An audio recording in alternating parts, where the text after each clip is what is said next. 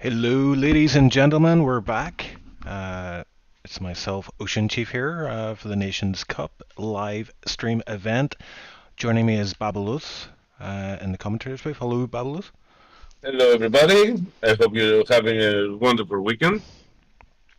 Yeah, and it's about to get even more wonderful, isn't that right, Babalos? Because we've got the Nations Cup, which is a highlight of the calendar for me. We've run about two or three of these before, and they always prove very popular. Um, but yeah, we have. It's an interesting format, isn't it? We've got, let's see, we've got 9 countries. We'll just have a look actually at the. Oh, yeah, This is good. This is very, very good. yeah. We'll get to that wet stuff in a minute. But at the minute, yeah, we've got Zandvoort lined up, Singapore and Brazil. And if you have a look on screen at the minute, you'll see the team selection per country. So 2 drivers per team in each race, but they obviously can work it out who's going to race at what tracks for their team. And it is a team versus team event, so it's basically country versus country. And we've got all the way from Great Britain, rest of the world is ROW, Netherlands, France, South Africa, Finland, Greece, Poland, with Tilda representing Poland there, and Sweden as well. And it's worth saying as well, last event it was who won that race? I think it was Sweden, but there was a bit of a controversy. One of the guys was removed from the league for suspected cheating, so the actual crown went to Greece. Babalos, I'm sure you'll be happy to hear that. We have some good racers. Sakinidis is one of my favorites. He's very consistent. He has a good strategy, and most of the times he has a good pace in the race. Yeah, I'm seeing a lot of fast guys, in those teams. It's full wet conditions in qualifying here, so it's one shot quali. We're just turning the tail end of it here, but it looks like Danico is actually, yeah, he's leading up front there. A couple of names I don't actually recognize. New to the league, Den Kulis Speller. Oh, that's a bit of a hard one to pronounce, but he's currently run P2, and Samin represent Netherlands P3 currently. But yeah, Danny Coe looks like he's the cream of the crop, so we'll join him on board as he makes his way through. It looks like sector 3, or no, sector 3. So coming up to the final corner. This is going to be a bit sketchy in these conditions. All about getting the power down as early as possible, but yeah, it's a banked right-hander corner, and Danny made that look absolutely easy, which I assure you it is not. So he goes fastest for the Zandvoort qualifying session, putting Great Britain in pole position. Yeah, I think the stream is a bit laggy. You have frame drops, I think. Oh dear, oh dear. Yeah, we usually have this with my streams. It tends to happen for a while, and then it stops for after a while. So just keep me posted on that. If it doesn't improve, I'll try and rejig some stuff. But yeah, Danny Coe P1 for Great Britain, Sweden P2 with Den, and Netherlands with Salmon P3, Tenari for Finland. And Wimpy doing really good there for representing South Africa quite well. P5 for him. And then we've got 2 Greece boys, Sanitas and Sanitas and Mr. D, I'm gonna call him. Yeah, I'll just call him D for this one, okay? Okay, Mr. D. Yeah, and then Sweden, Goran, who he raced before in SLR, very fast driver. Great Britain P9 for Joel, and Snell Henke rounds out the top 10 for the Netherlands, and rest of the world not making it into the top 10. But as you know, this is a team, let's say a team/country event, so yeah, we'll see how they get on. It's a bit different than driver versus driver. Obviously, there's a bit more teamwork involved in this one, and I'm wondering if the race is going to be dry today. It is 25% race, so it is dry, it looks like anyway. See some grey clouds up ahead, but everybody will be loading in their dry setups right now. I don't think Park Farming would be on for this, but we can maybe speak to the drivers after the race just to check that. Might possibly be running wet setup, some of these guys. Yeah, I don't think so. They would have seen the changes. Yeah, and we're going to be jumping right into the race here. There's no formation lap, because there is a tire temperature bug when we do have the formation lap on. So yeah, once this timer gets down to 0, we are going to be underway pretty quickly. Bablos, do you want to call the race start? Because I tend to be quite terrible at them. Can't keep up usually. Why you can't keep up? You're on the top of your league. Come on. So let's see if Danny. We have formation, I think. Yes. Oh! This is interesting. Yeah. So there may be some drivers out there who will be affected by the tire temperature bug. But this is good for us. It allows us. They didn't fix it. I thought they fixed it. Maybe so. I guess we're going to find out, Babylus. Watch out for those guys going into the wall before the first corner of the race. They'll be the guys with the tire. Danny was very close to the wall. Yeah. Danny was way close to the wall. Yeah, he ran out wide there. I don't know what that was about, but yeah, managed to keep it on track, thankfully. He obviously wants to lead the race from the start here, and I mean Danico is one of the fastest guys I can see on this lineup right now, but you never know. Anything can happen in a race, Babylus. It's gloves off, it's winner takes all for my point of view. We will see very tough battles and probably a lot of crashes.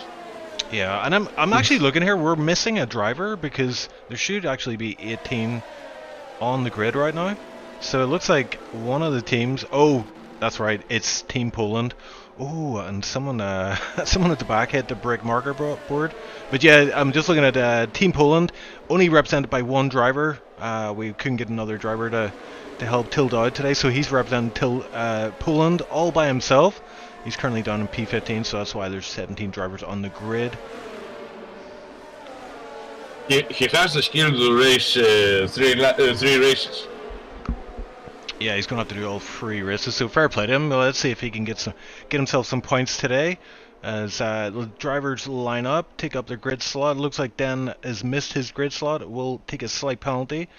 The car will be set a little bit further back on the track. Can greet you as well. And I think we're about to get underway here, Babylus. Oh yeah. We're going to see if Dan is going to hold the first position, the P1, after the first turn.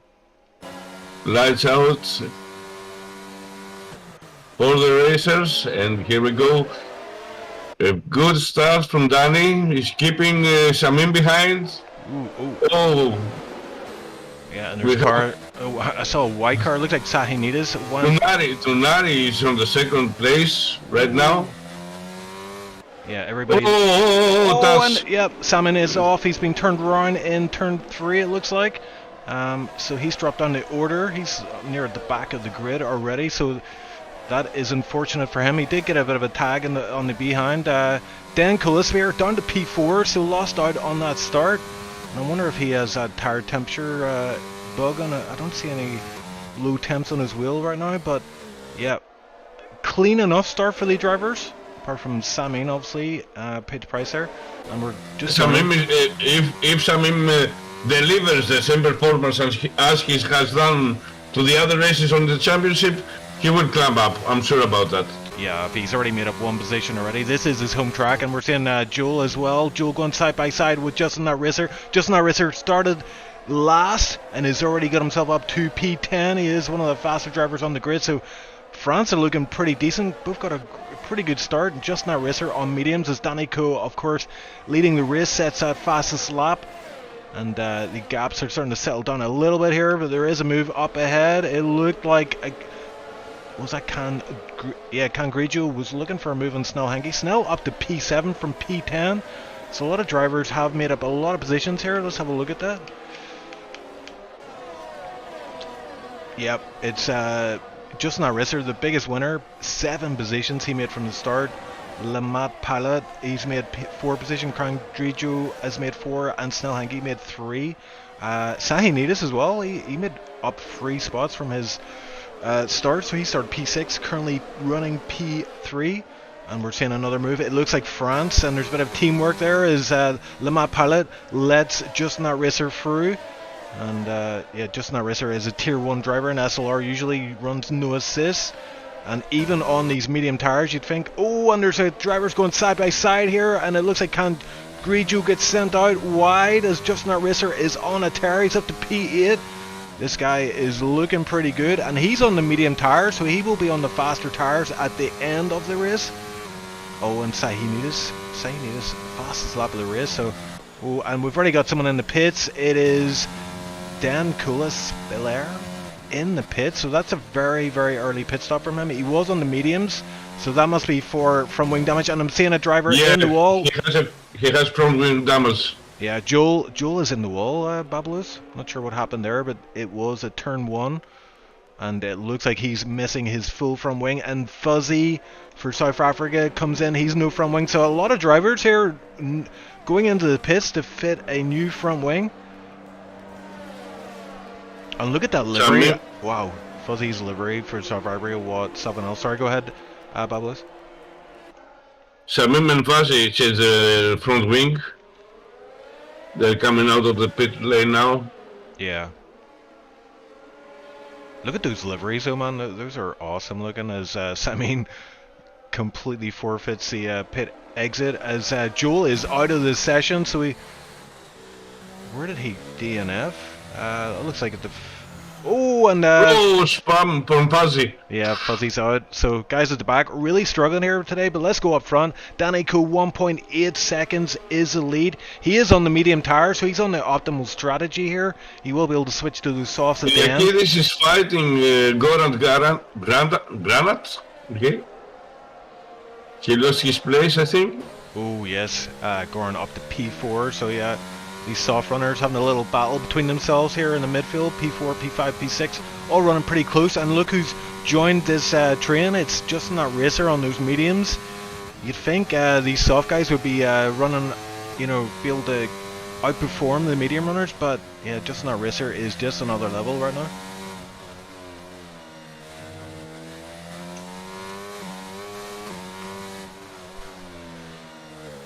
We have an update. Joel suffered technical issues with his wheel. Oh dear, that is not good for Great Britain, but we've got Great Britain P1 and P17 as Joel is DNF due to technical issues with his wheel, unfortunately, but looks like Danny Co is putting himself in a great position for full points for himself. Oh, and Justin Art Racer. Oh, he's going down the inside. He's going past Snell. So Team France getting a move on Team Netherlands here, and Justin Art Racer making that look easy. Remember, he's on the medium tires, so really the soft tires should be the tire, the faster tire right now. But maybe they're falling off a little bit as Justin Art Racer just getting into the groove here, and he's got Greece. Mr. D is ahead. And he's reeling him in pretty quickly here. So let's join on board with Justin Art Racer as we see. Oh, and we've got an off. It's Mr. D is for Greece. Yep, he's out under pressure there from Justin Art Racer. So Justin Art Racer not having to pass him on track. And we've got a yellow flag, but no safety car in this one. It's a 25% race, and there's actually I've seen 2 cars there off. Where yeah, something going on behind there, but yeah, Justin Art Racer reeling these guys in. He's looking pretty good right now. He's in DRS range of Goran for Team Sweden. Oh, and Meepo gets a move on Wimpy, and that was before the final corner, so nice move from him. I'm looking at the battle at the 9th and 10th place. We have a train of 3 cars. They are fighting with Maximus and Wimpy. Yeah, so P9 that's actually Meepo for Finland. So yeah, I'm a bit surprised to see him so far back. Oh, and Cangrejo isn't. Yeah, he's off. Wimpy lost it. Come on. Oh, that was Cangrejo went off there. Wimpy's still on track, but yeah, Cangrejo span out there. So South Africa in the points right now, but I have to learn the colors of the cars. That's why I'm mistaking people. It was a close race up there until Yeah, can span. the gaps are kind of opening up a bit. I mean, the only real battle I see on track right now is Justin Racer versus Goran, and we've got a early pit stop from Sahinidis. He's going to go on to the medium tire, so trying to get the undercut. He should be, because it will take a lap, about a lap or so, to get the mediums in racing temperatures. Pilot also pitted. The thing is, they did the undercuts. Will they have the same pace to compete with the guys that have the soft compound on? Yeah, I mean, you'd imagine with the car being lighter, this is also the tire to be on, but yeah, a lot of it comes down to driver skill as well, and a lot of drivers do enjoy this track quite a lot. I would say Team Netherland, obviously it's a home track for them. He needs his own the attack with the mediums. He's going after Wimpy. Ooh, yes, and it's a DRS, a short DRS zone here as Sainidis makes the most of that DRS to get that moved on Wimpy. So Wimpy didn't have VRS. He was under 10% of VRS. Yeah, I think Wimpy's, maybe his tires seen better days, because we've got Tilda behind him on the mediums starting to reel in Wimpy. So maybe Wimpy is thinking about pitting shortly. I would say maybe this lap would be a good one to pit for him, and he does. No, he's going for, he goes inside. He goes for the pit. Yeah, probably a good call from him. Yeah, Wimpy in the pit, so he's looking good for points today, is Wimpy. His teammate down in P15 struggling a little bit. Actually, it's worth noting, Fuzzy, it's his first ever race in SLR in any capacity, so he is struggling out there today, but it's good to see him on track. And Wimpy coming out then in P12.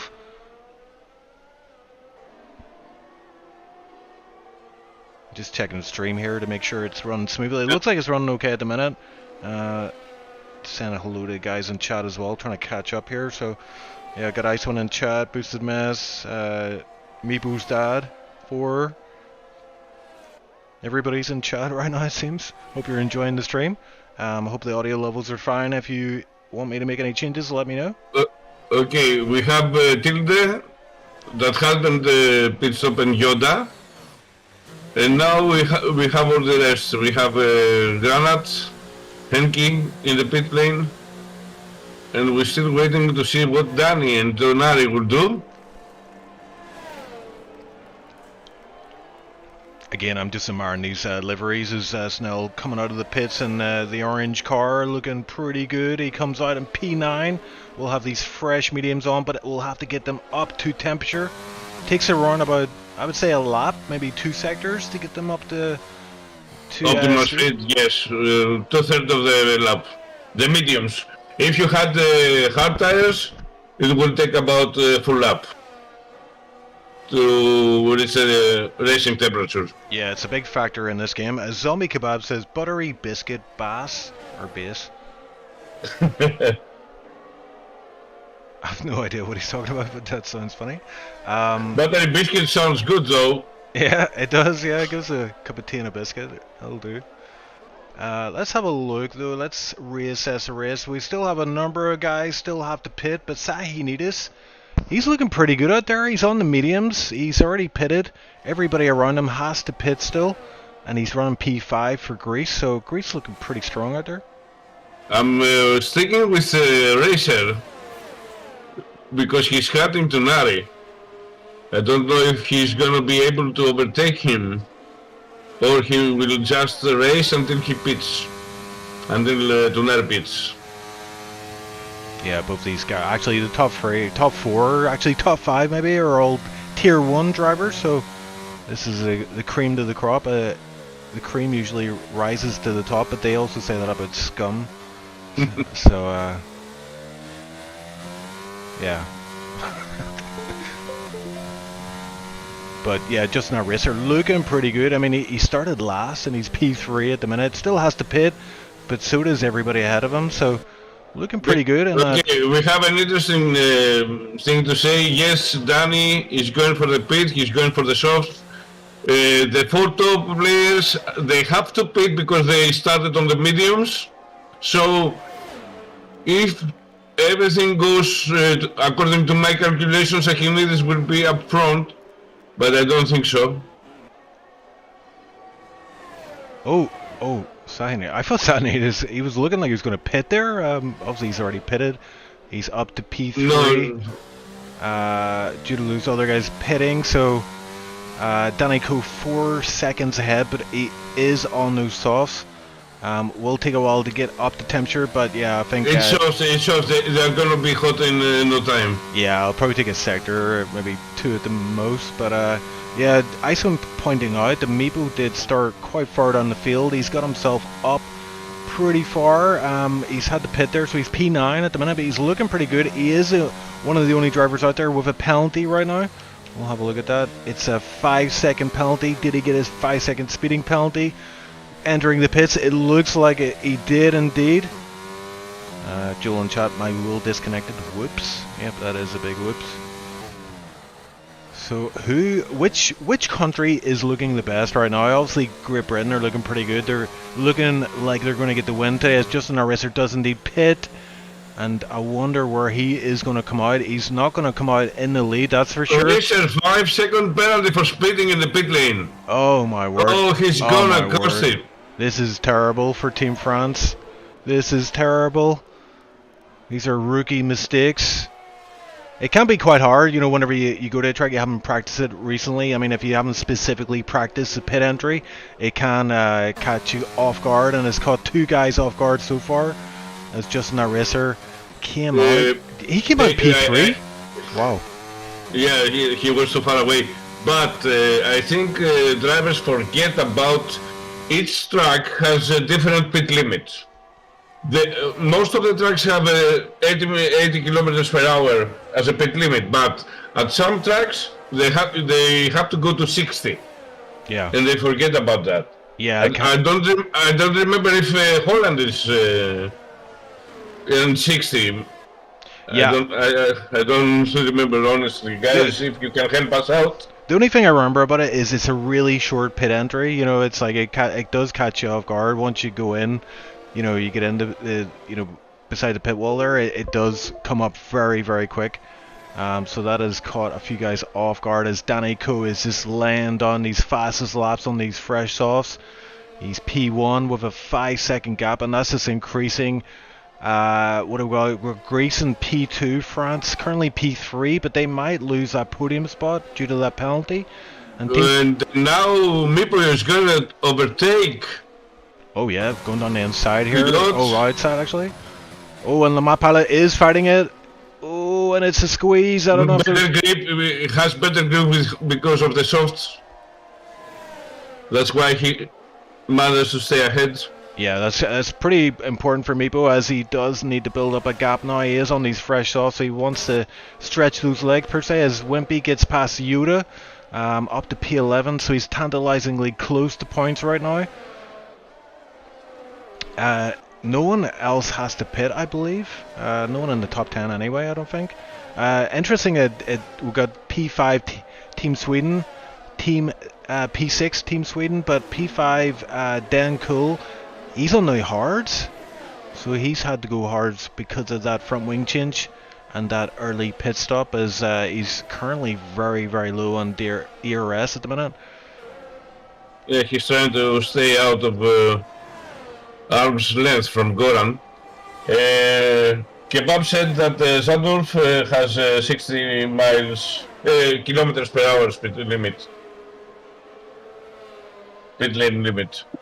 Yeah, well, that would explain, you know, why it's caught so many people off guard today. 2 guys who have 5-second penalties, and they will play a big part in the points tally at the end of the race. Meepo doing a good job though, and he's softs. He is trying to build that gap to P9, and he's trying to reel in Snell Henke. He's currently P7, and currently he's keeping on that gap. It's 1.8 to P6. And P5 is on hard, so and we got a yellow flag again. I think. Oh, Wimpy is out. Wimpy is out for South Africa. So that looks like that happened at turn 3. Turn 3. Interesting one there. I don't think he was running too close to anybody. But yeah, and he's missing a wheel there. Obviously had a big issue. So he is not going to get points for South Africa today, and his teammate is P15. Will take up P14 once he gets past Wimpy's carcass, shall we say? Yeah, the car was removed. Okay. We have another spin in sector 2. Yeah, I think that might be, that's Fuzzy, who, as we're saying, it's his debut race. So even the fact that he's still on track right now and still alive is a big thing for him. As you know, Babulus, I don't know if you remember your first league race, but I know I was nervous as hell, and I just wanted to get it in the bag. I didn't care about where I finished. I just wanted to finish. But I remember from my first race in this league, I was trying to stay at the back. Yeah, stay out of each other, you know? Yeah, just stay out of everybody's way. Yeah. Yoda coming into the pits there for a front wing change. So I wonder if him and Wimpy actually had a bit of a tangle there, because they were running fairly close. It's basically it's too late to change. So the good thing about these cars is that even if you lose the end plates, you can still drive it. It's not that like the last year's game that you had minor damage and you couldn't drive the car. Oh, it was terrible. It was so depressing when you got front wing damage. But yeah, in this race, it's not so bad. We're getting a report in chat. Danny needs to save fuel. So he's having to do a bit of fuel saving out there. But he has got 5.7 cushion back to P2. So I think, and I don't see a fuel light warning on his dash there. So I think he's going to be alright, as Sahinida's P2, looks like he's got that P2 sewn up for now, but really Tanari is in with a shout of this podium, just in that race. They're trying to get that gap up to 5 seconds, and he is increasing it. It's going up slightly here, as actually Tanari's... He's losing time, but it will be so much time until he gets out of the 5 second gap that racer wants to build. He has 1 lap, 2 laps to do it. Yeah, and look at this here. Tanari is under attack here from Den Cool. Den Cool is going to go down the inside. He's going to try and get him under braking. Keeps it nice and tight, and Tanari pretty much let him through there. And I think maybe is Tanari thinking this guy's obviously on the better tire right now on these hards. Whereas Tanari on 6 lap softs, so I think those softs don't last very many laps, it seems. As Tanari happy enough to let Den Cool get past. Maybe Tanari's happy enough to get that DRS off Den Cool, who definitely is faster at this point of the race. I have noticed that in this game, in F1 22, the best performance I have seen on every track, the softs last 8 laps. The best performance I have seen for the softs. So if you have a soft about 10 laps, you are not that fast. Yeah, that is interesting. Yeah, yeah, you tend to find medium hard. You know, we usually do the 50% races. Medium hard's the way to go on most tracks, isn't it? But for this 25%, yeah, medium hard, but you don't have the option, okay, to go medium soft, for example. Yeah. You don't have a second medium available for a race. Yeah. I don't know why. It kind of restricts the drivers a wee bit. I think it's, you know, it kind of follows real F1 where they're trying to cost cut, you know, and minimize the amount of tires the teams can have. I think that's what the F1 game's trying to do, emulate what happens in real life. But unfortunately for us, it kind of limits the tire strats a wee bit. So we found all season it's medium hard. But these 25% races, I think you can get away then with soft medium, and that's what we're finding most of the drivers doing today. As we are on the final lap here, Babulus, and it looks like an easy win. I'm saying easy in quotation, but easy win for Danny Co. Out front, 4.7, and his fuel light is flashing, but with such a big gap to P2. It looks like he's got this race win in the bag.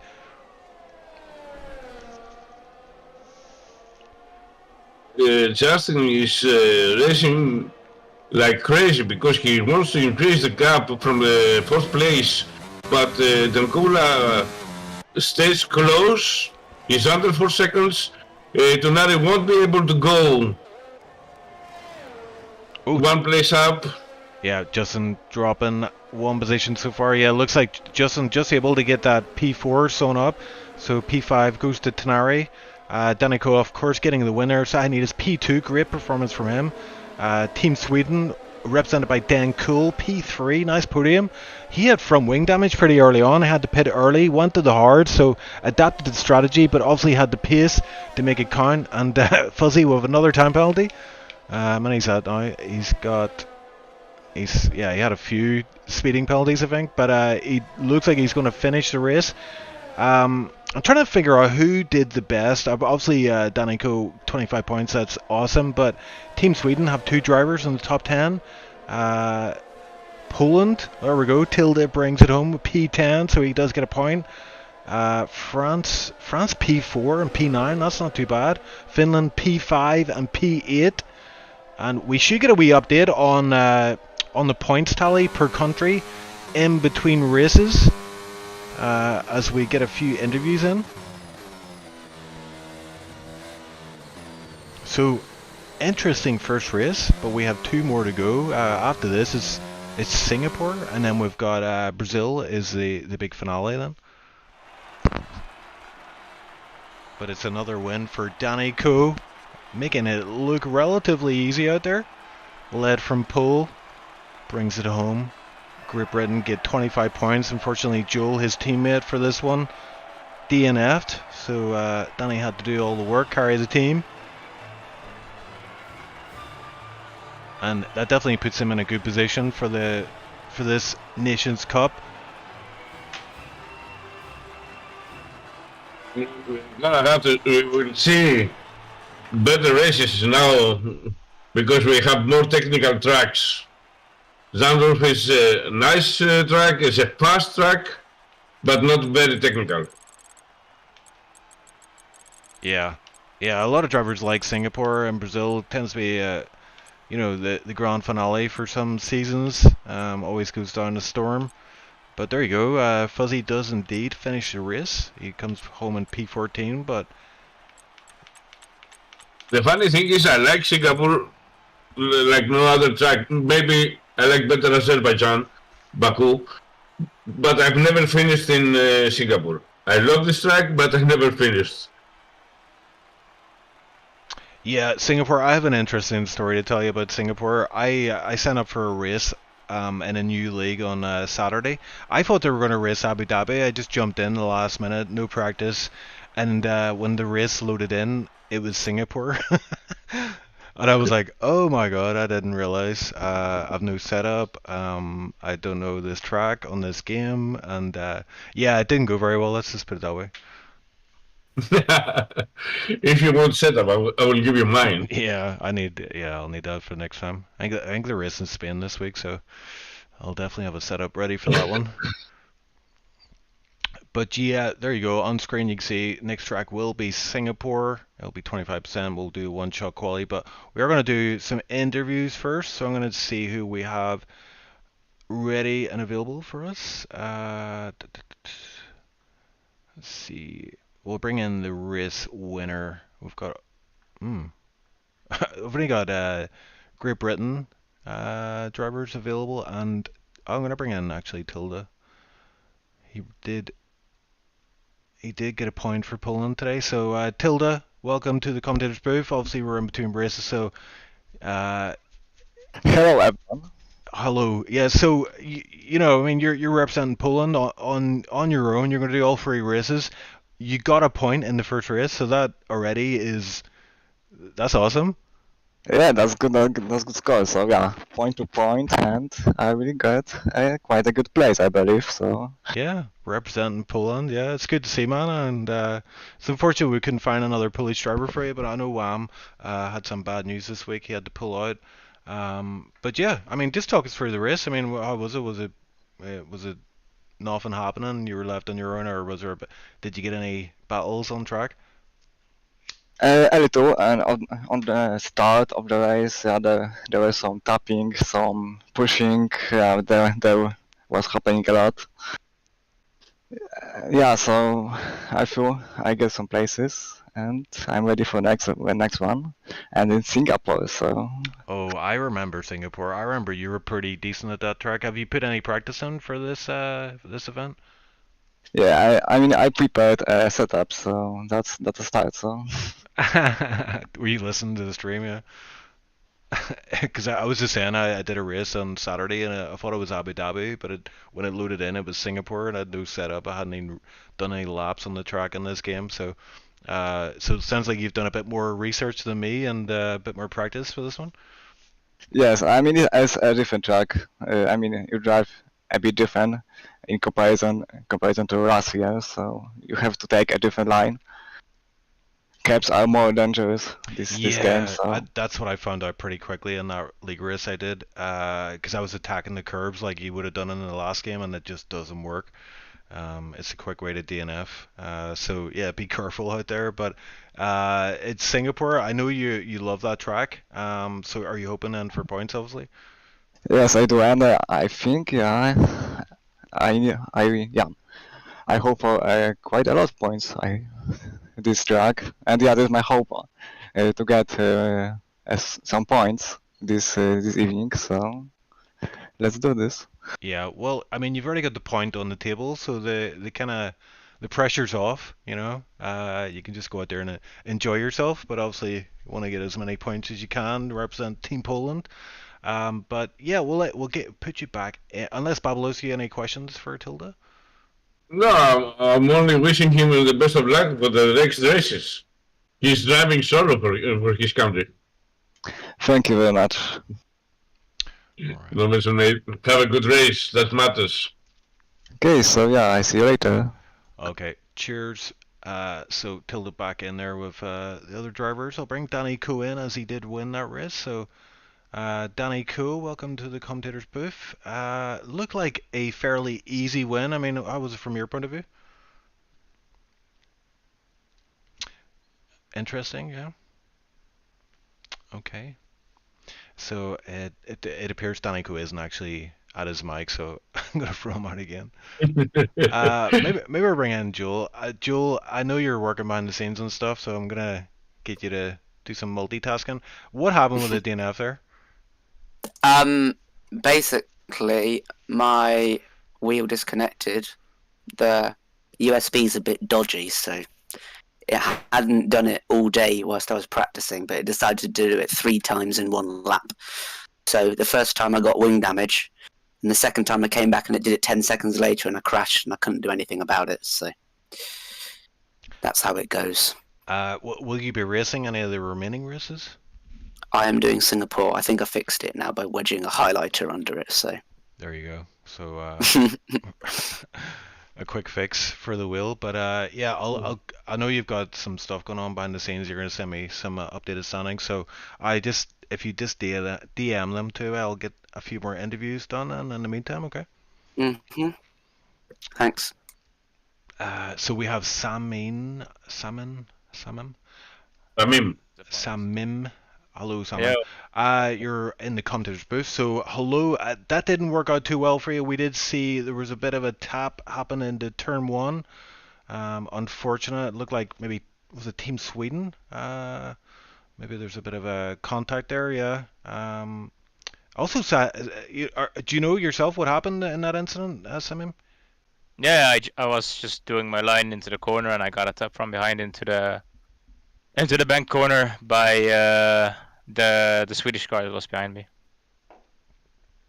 Okay, that is unfortunate. I mean, it is Nations Cup. We don't tend to run it like a live FAA panel, but we'll certainly have a look at any instance after the race. How did you feel about that? I mean, obviously you were able to recover, but I don't think it was a P11 you finished. Yeah, I had rear wing damage from that, so I also lost my wing in the process in one of the first laps. So I went into the box early, came out last, and just try to do any pace, but there was no pace because there was no rear wing. But I finished P11 at the end. Yeah. Yeah, well, you finished race, which is good. Obviously, out of the points, which is obviously. How many times can I say obviously in one sentence? But yeah, it is what it is. I know what it's like. The rear wing damage, it infuriates me because obviously you can't get it fixed in the pits, and it really does affect the handling of the car. The back end just feels so loose. So, and I imagine on this track especially, it's going to play a big part and affect the pace in a negative way. So, unfortunate to see. Are we going to see you return for any of the remaining races though? No, I don't think so. This was my only planned race, so that was it. Oh dear. Okay. Well, it's just one of those things. I think, I mean, looking at, the qualifying times there, it looked like you had a lot of pace for this track. I mean, were you hopeful of finishing at the top end of the grid then? I mean, I had a pretty decent pace in the dry, so I was trying to get like top 6, but then it started raining, which was even better for me. But yeah, you saw it in the race. I couldn't show my pace, so unfortunate. Yeah, it sucks, doesn't it? It always sucks when you can't show your pace. In Yeah, a it is what race. it is. It is what it is indeed, but I'm sure the Dutch team are going to benefit then from your crew chiefing abilities in the remaining races. We'll see about that. I'm not too hopeful. Just yell "Go faster!" You expletives. Yeah, that might help them. Yeah, it helps me, I know. Right, well, thanks for joining us in the interview booth anyway. We appreciate that, and we will speak to you soon, I'm sure. Yeah, good luck, boys, with Cheers. commentating. Cheers. All right, see ya. And last but not least, we have Matt Pilot. I always try to say that with a French accent for some reason. How did it go for you, man? I see you got some points today, and look like France, both drivers in the points, so yeah, successful race, I would say. Yeah, I mean, from our side, that was a pretty good race. I messed up in qualifying, doing many mistakes in my lap because having a dry setup on the wet is never good to do a lap. But still, so it was quite hard on force track. So it was, a bit of my mistake. My pace was quite decent. Took a gamble against Team Netherlands, against Nel, to undercut him, which didn't pay off. But we move. I tried my best, and I really, really enjoyed this track and this race. Yeah, it looked like I think Zandvoort, it always is a pretty fun race, but it's quite a hard track to go wheel to wheel with people. It's quite a narrow track, and Yep. often do see a lot of incidents. So you were able to kind of avoid most of them today, I imagine, by the looks of it. And you did get points. Obviously, we had another French driver in there just in that racer. Started last and finished P4, I believe. So a pretty good showing for France. You guys are. I've got the standings on screen at the minute. You guys are actually P5 with 14 points, tied in points with Finland, and then Greece P3, Sweden P2, and UK are P1 at the minute. So all to play for. 2 races to go. Singapore. Are we going to see you in that track or? Actually, no. You'll see two other drivers. I cannot say which one it's gonna be, but I know because who it they're is. still deciding. Oh, you're right. Right. Oh, I can guess. Probably Justin Eraser and maybe Kiko, maybe? Maybe not Kiko. You'll be surprised. Oh, okay. Okay. Well, the So, suspense is building, but we'll find out in a few moments' time. But yeah, we're going to see you in Brazil maybe then? yeah, maybe. Okay. Maybe. Okay, well, good luck for that one, and congrats again on the points for the Thank team. you. Thank you. There we go. So, Babalos, yeah, I don't know if you can see it yourself, but we've got the standings on the screen at the minute. Yeah, I'm watching them. It's very interesting because Finland and France have the same amount of points. Yeah. It's gonna be a tough race. If UK doesn't go full throttle and have other winners, maybe we will have the most competitive championship ever. Yeah, and there's one thing I kind of didn't mention yet, and it's quite important, is pole position gets that team 4 points. So that's why you see 29 points for United Kingdom. Danny Coe getting P1, 25 points plus the 4 points for pole. 29 points puts him in the lead there. And I'm just getting information. We're going to go in 1 minute's time. So, yeah, I mean, get a drink of tea here. I don't know what your drink of choice is, but yeah, get hydrated, man. We're about to go in again for another one. No problem. But Singapore, I don't know about you, man, but I love that track. It is such a great track. It's beautiful track. It's very, very technical track. You have Yeah. to know every inch of the track because you have to brake exactly at the right spot because either you will miss a turn or you will enter incorrectly, okay, or you will hit the barrier. So it's very technical for me, in my opinion, okay? It's like Baku on the second sector. Yeah, yeah, and you got those walls are very close. Kind of make you feel a bit claustrophobic in certain parts of the track, and obviously if you touch, Second back, oh my God! Don't say that because the second sector of Singapore is like hell broke loose. Basically, you can't overtake. You can't outmaneuver somebody. So you have to stay behind the car in front of you in order to have a good exit on the third sector on the starting line to overtake him. yeah, Yeah. You have it's the track with the most patient winner wins. yeah, If you do exactly as planned, if you have the patience not to do mistakes and to attack at the right sectors, you will get the position. yeah. And there is DRS at this track. I think it's 3 sections, if I remember correctly, where you can get DRS. One on the start line, one on the third turn, I believe. 1, 2, 3, fourth turn. After the fourth turn, okay. I'm watching Meeple right now. He's on the starting line. That's the first DRS zone. Okay. Yeah, and look, Jarry out in front for the Netherlands. He is a very, very fast driver. Tends to have a few issues in races recently, but yeah, I think Now he's on the second DRS zone, going hard on the brakes on the left turn.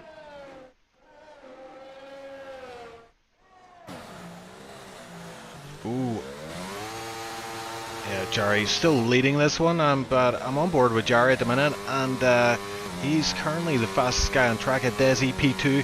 Desi tends to be a quality merchant, I believe the term is, and we might see him pip for pole today, as we've got Romain for France, P2, looking pretty good, and this Dan Cool guy is looking pretty feisty out there. Now is on the third DRS zone.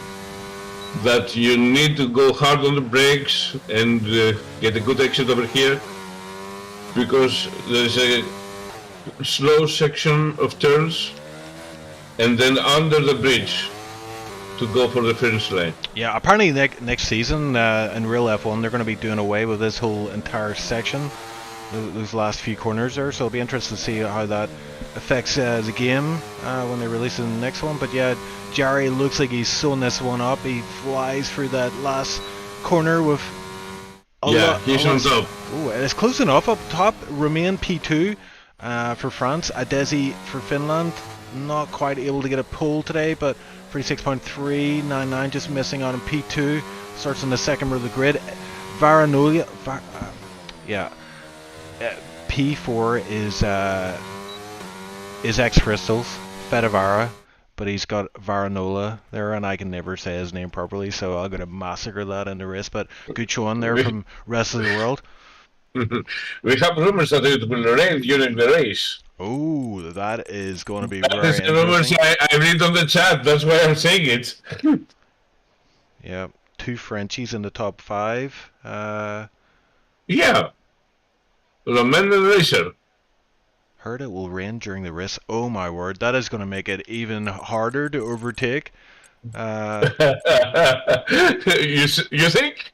a little bit, yeah. And Dan Cool actually he disqualified, so he invalidated his lap. He was looking like he would finish pretty well there in quali, but is going to have to start at the back of the grid. And if it is a wet race, that means he's got all the work to do. Quite a long lap here, Babalus, as well. So it's going to be it's going to feel a bit of a longer race. It is 25% race distance, but Singapore longest race on the calendar, I believe. So probably take us a wee while to get this one under wraps. And I'm looking at the sky. It doesn't look too wet at the minute. Maybe it's a bit moist out there, but looking at the pit It lane, looks foggy. It looks foggy. You know? I have to say it looks foggy, but I don't see any rain. Zerx, Zer, who wants to say those lines? yeah, there's someone in chat saying, "Can you make the co-commentator say green? What's your problem, green?" I don't know what that means. I don't know either. That's why I'm asking. We're too old for this, man. We're out of touch with the kids. Okay, we have formation lab again. Yeah, man. What tire is everybody running? Let's have a look. Most guys on mediums. Maz Vince opts for hards. The only driver to do so. We've got 3 guys on softs as well. So most drivers opting for the same strategy. Predicted pit stop strategy saying medium soft or hard medium. Okay, we have Sakinidis on soft, Goran on soft, and Papa on soft. The Greek team has chosen the soft compound for the start, and Maisvins is on the hard. Okay. Interesting, So- yeah. Maybe he feels the hards are the way to go for this one. We'll find out in the race. Yeah. Every other driver has chosen the medium compound to start the race. I think they're going to do the medium soft strategy, but I'm still wondering about Maisvins. Yeah, I'm not sure about that strat. I mean, we'll find out. Maybe it is the OP strat for this track. 25% race distance. It is only 15 laps, but as I say, the laps tend to be quite long here, almost 2 minutes long. So that's why you see the low amount of laps on the counter there. Tilda getting himself P11 after that one-shot quali, so he is in a good position for points today. A lot of drivers have switched. A lot of countries have switched drivers for their team. Some keeping the same guys in, but Adesi in for Team Finland, Remain in for France. Jari is someone who's won a title in Tier 1, so that's why we're seeing him up front for Team Netherlands. Team Netherlands looking pretty good, but you gotta say, Mezavins and P12 on those hards, questionable. I'm wondering if Maisvins have started the race in besides time trial and figure out how much degradation the tires will have. Maybe that's why he went on the hards, to go a very long stint to have the soft for the end with the optimal window. Yeah, maybe he wants to avoid the softs altogether. Maybe he goes to mediums. Would be a bit of a different strat, I would say, but we'll find out. We're about to go racing, so let's have a look as the drivers are lined up and the lights are about to go out. And we're underway. Jerry getting off to a pretty decent start, and all 3 drivers at the front up to a decent start. Just not Racer though, up to P4 and is losing out on a few positions. Is he going to keep his P4 as he has a driver on the inside after turn 3? It looks like Just Not Racer able to get that position from the start. So a good start there from Just Not Racer. Sahinid is just rubbing a tire against wall there and leaving his mark, and it looks like Sahinidis might go for a move here. Oh, he's going for the switchback. Yeah, he He's wants going, it. oh, Yeah, it's 'cause very short straight. It's very short straight. this is really soft tire against medium tire right now. Sahinidis on the soft tire wants to get this move done, but Just Not Racer on the mediums. Not doing too bad out there. He's up to P4 and it looks like he's going to hold on to it for now. And there is a driver at the back slowing down the order. Papa on those sauce. He's had an issue. Macevin's is the last one with the hearts. Oh, and it looks like Papa is no front wing, so that's why we saw him drop down the order. And Dan Cool is making moves. He started last. He's up to P10 already for Sweden, and he's sending it down the inside. Wimpy's fighting it hard. Wimpy gets sent out. Thankfully, doesn't go into the wall, but Dan Cool spear. Oh, and Wimpy taps him in the behind. Cuts the track there a little bit, so Wimpy just needing to settle down at this point in the race. He does want to finish today, and yeah. Just needs to keep his head cool here as Dan Cool Dan Cool definitely keeping his head cool as Jerry leading the race. That's the fastest lap of the race, and Romain is just outside of that 1 second gap. It is lap 2, won't get DRS until next lap. Papa 5-second penalty and speeding in the pit lane, so he's currently last, and we'll switch to probably the hard tire, I'd imagine, at this point of the race.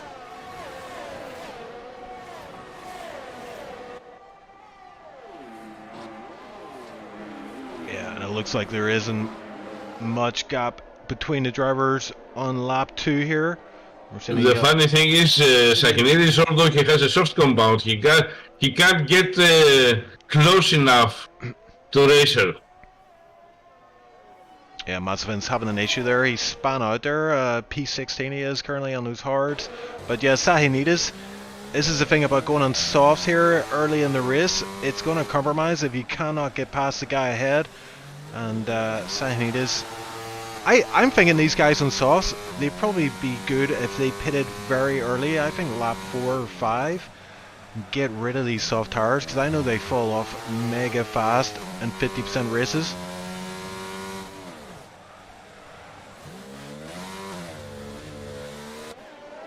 The bad thing is we can't see the tire wear of the drivers. Of each driver. Oh! Sakinidis into the wall. Yeah, he just pushed it too much, and that it just goes to show you these soft tires, they overheat very quickly, and after he span that car around, they are going to be very, very, very warm. He's down to P13. He does have a front end plate damage. He is probably going to come into the pits, and I imagine he's going to come out roundabout last, as we have a move here from Team Sweden switching drivers. So Dan Cool, obviously driver number 1 in Team Sweden right now, is lap passed by Goran, and he's up to P7, so he started last and is up to P7. Delgola just had sector 1. Okay. He had a little destabilization on the rear end. Macevin's 5 seconds penalty for speeding in the pit lane.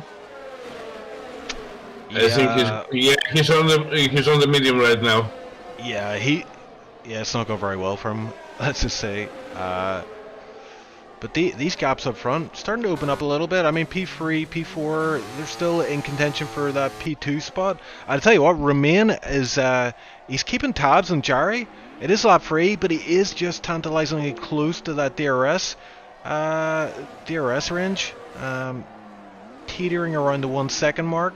So if he can get within DRS range of Jarry, he's in a good position to take the lead in this race. And with Team France, P2 and P4, you have to say they're doing pretty well out there, and that's going to do well for the standings at the end of the race. Roman is losing time on the last sector, as far as I can tell. Yeah, a lot of these guys in the top 4 very close to DRS range of the car in front. And are we going to see Romain get this DRS? I don't think he's going to get it. I think he's just one past the detection point there. And I think he's going to miss out. But a Desi behind Romain is going to get it. And let's see. Oh, he doesn't? No, he didn't. He was outside the 1 second time limit. Oh, it's just not Racer gets the DRS out of the top 4 guys. And that'll help him reel in the top 3 guys, as Joel is getting a move on Fuzzy there. So Joel up to P13 for Great Britain. Great Britain not in the points currently, but keeping the head in the game at the minute. You never know what's going to happen. P12, P13 for them. But right now, France looking like the strongest team out there, apart from Jarry. Obviously Netherlands P1, he has that pole as well, so if he wins today, this race, he will get 29 points. John in chat saying Meepo missing DRS, so let's have a look. Meepo. Okay, Roman is gaining time on the first sector, but he loses on the second and the third. I don't know how the setup is working. I really want to know, honestly, because it was on the DRS on the second sector, and he didn't get even close to Yari. Yeah, and it's just tantalizingly close, isn't it? Look, as I head into sector 1 here, it's 1.1, 1.0. I mean, it must be frustrating to be that close and not actually pick up that DRS of the car ahead. And I'm looking at P7 right now. Dan Cool, he's P7, but he's about to put a lot of pressure on Varanola.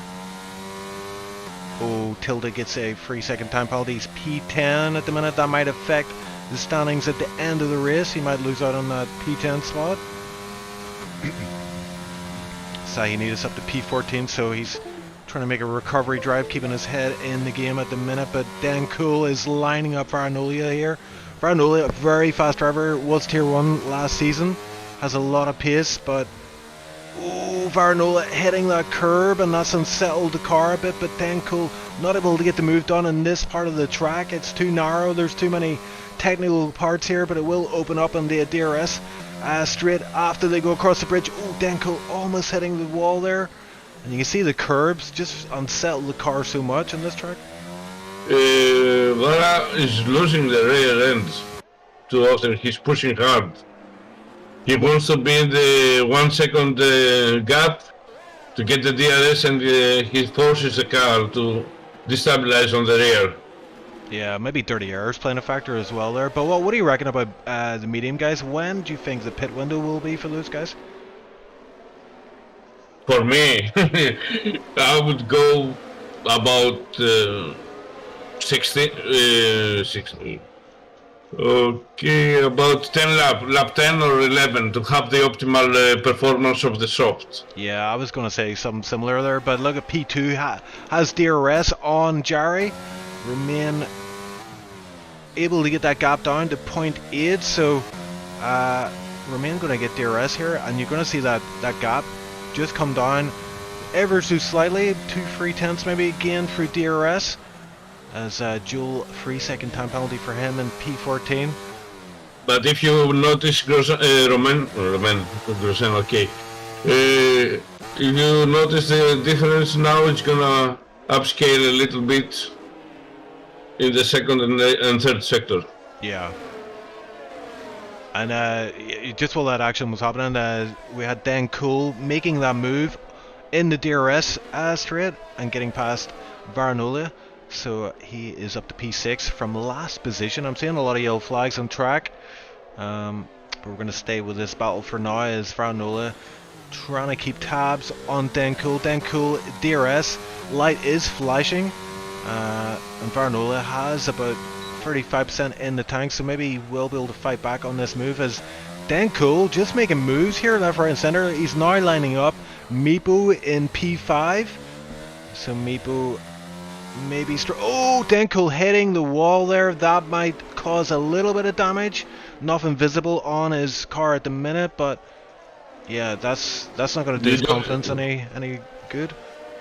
He has to be careful because he's a good place. He's in a good place. He can get more points for his team, and you don't want to DNF. Yeah, and car, if you pick up damage here, even though you can still drive the car pretty handily with front wing damage, I mean, yeah, it just plays on your mind a bit, doesn't it, whenever you have damage? Yeah, we have an update from the chat. 5 minutes until the rain, says Jeff. Oh dear, that could spice things up at the end, especially with this battle between P1 and P2 at the minute. Dan Cool, eager to get this move on Meepo, but Meepo defending for his life, so I'm going to ride on board with Dan Cool here, as he's just trying to reel him in. I'm gonna ride with Tilde because he's very close to Gamer. We have another battle at the back, you know. Yeah, we gotta take care of those guys at the back. Yeah, Tilda doing pretty decent here. He's got P10 sewn up as it stands. He does have a 3-second gap, but the gap behind him is 16 seconds, so that penalty's not going to be too much of an issue there. But Tilda does love this track. We heard him in the interview. Oh, he just missed the wall there. But yeah, Tilda loving this track, and it shows, I think, in his driving here. He doesn't have a lot of energy in his ERS. Only 15%. Yeah, and it's possible some of these guys are carrying a wee bit of damage to their front wing. As Wimpy, another time penalty comes on there for him. He's currently P8. Let's have a look at the penalties actually. 3 seconds for Wimpy, 3 seconds for Tilda in the top 10. But Wimpy in the top 10, that's crucial for him. He wants to bring home points today for South Africa. But he does have our Gamer and Tilda behind him now, both in a DRS range. Ooh, and there is 2 DRS trains here. There's one behind Meepo of Den Cool and Varanola, and then you've got 2 cars behind Wimpy, our Gamer and Tilda. So plenty of fighting going on here, and you've also got Justin our Racer in P4, very, very close to the back of a Desi. He did have a look there, but oh, and Denko does get past Meepo. Meepo fighting it back, but Denko is pulling over, gets that move done. So Denko continuing with these moves, and Kamsi, 8th place. Gamer overtook Wimpy. yeah, I think Wimpy's made a mistake there somewhere along the lines, and that's allowed our Gamer to get through. So rest of the world team, ROW, is looking pretty good. They've got P7, P8, so both drivers in the points at the minute, and we are getting close to the pit window. And with people saying it's going to rain in 5 minutes, I wonder if these guys are trying to hold out for the rain. But obviously, I would do that if it's going to start raining, and I would go as far as I could with those tires. Yeah, if the notification is true, okay, because a lot of times we have notifications that it's gonna rain and it never counts. Oh, Meepo's off. Meepo is off. He's had an issue there. He was running P6 there after he got overtaken by Dan Cole, and I think he might have got away with that without front wing. No, he's heading into the pits, so must have picked up a bit of front wing damage there. So he's gonna pit probably for softs, I would imagine, but we'll see. Jazz Costa saying I don't think it will be wet enough for inters. So yeah, I think that might be it might be the good call. The guys just stick to their normal pit window for dries, come in for the softs and just. Meepo is going for soft and front wing change. Our Gamer as well pits there. He's in for the softs, so covering off Meepo from behind, and comes out in P11. But up front, Romain not able to pull in Jarry any further. Gap around 0.7. Both of the guys on equal ERS at the minute. So this might come down to who can really be the most effective with their pit stop. And who is gonna save a lot of ERS to use it on the overtake. Yeah, we had a move there from Goran on the fresh mediums, gets past Boosted Mess. Boosted Mess currently P10, but still has to pit.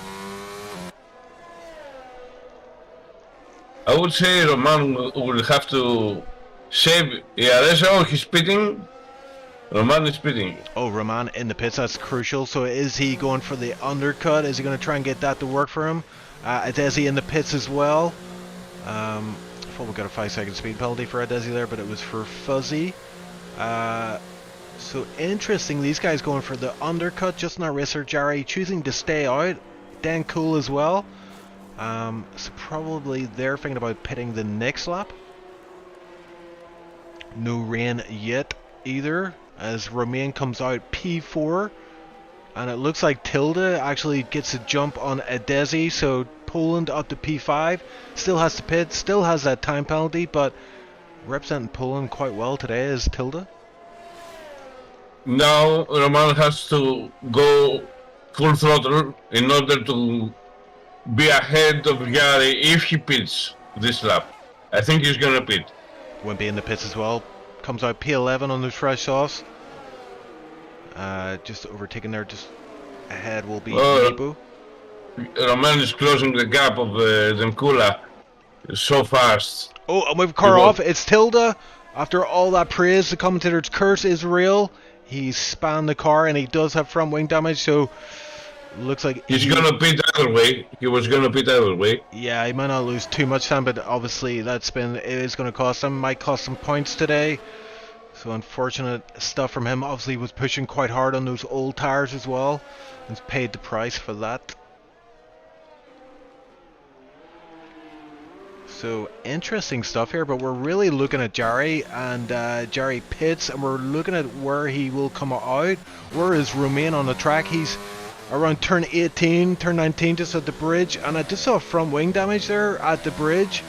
Maybe the car ahead there, it looks like Fuzzy maybe has lost a bit of front wing. As Romain chooses this. I was going to say he chooses to stay out. He's on these fresh sauce, so we're. Oh, he gets a 3-second time penalty. He's gonna stay in front. Yeah, but Jari. Oh, he's going to get the move on. He gets past Jari, so that undercut worked quite well, and Jari has to get these tires up to temp. He might fall out of DRS range, and he does already by turn 2, turn 3, and turn 4 here. He's 1.1 behind Romain, and now Roman has to increase his gap to 3 seconds to ignore the 3-second penalty that he has. Yeah, it's like, Romain, do you want the good news or bad news? The good news is you're provisionally leading this race, but the bad... Oh, and I see a drop of rain. Yep, there is rain falling, and this could be crucial. This is going to be sketchy to drive in these conditions if it gets pretty wet, pretty fast. Oh, Fuzzy got a 5-second penalty across the pit lane exits. Oh, Wimpy is out. Wimpy is out. Where did that happen? And it's just after turn 3, turn 4 on the DRS straight. Wimpy is out for the second time running. He is DNF'd. So that's going to shake things up a little bit here, as drivers already struggling in these conditions. Don't really see any wet stuff on the track, but you can see it on the screen here, dripping down, and Boosted Mess going very tentative through these corners here. Must be getting a bit of a handful to drive these cars, Babalus. So, okay, listen now. If Dankula has stayed out and knew he's gonna have a wet race at the end and goes for readers, if the track is for readers, okay, then he has done the absolute strategy. Yeah, right now he's like, quick, get the rain in here, quick, make it wet. DRS disabled. That is the key message. Yes, it's Dan cool. For me, he's in front. Yeah. For me, he's in front. Yeah, it's unless the other guys can handle the wet conditions. Yeah, this is going to get very, very spicy. I mean, it all depends on how wet it gets. The softs are okay. It's DRS disabled. Yeah. It's DRS disabled. That means inters. Yeah, that means inters. But he is going to pit. He's going to come out, I would say, around about lap or P6, P7 maybe. And he will have a lot of time to make up. But the inters will be the key tire to be on. And we're going to see that as we do see a couple of guys at the back pitting on to inters. So a couple of other drivers able to make that strategy work for them.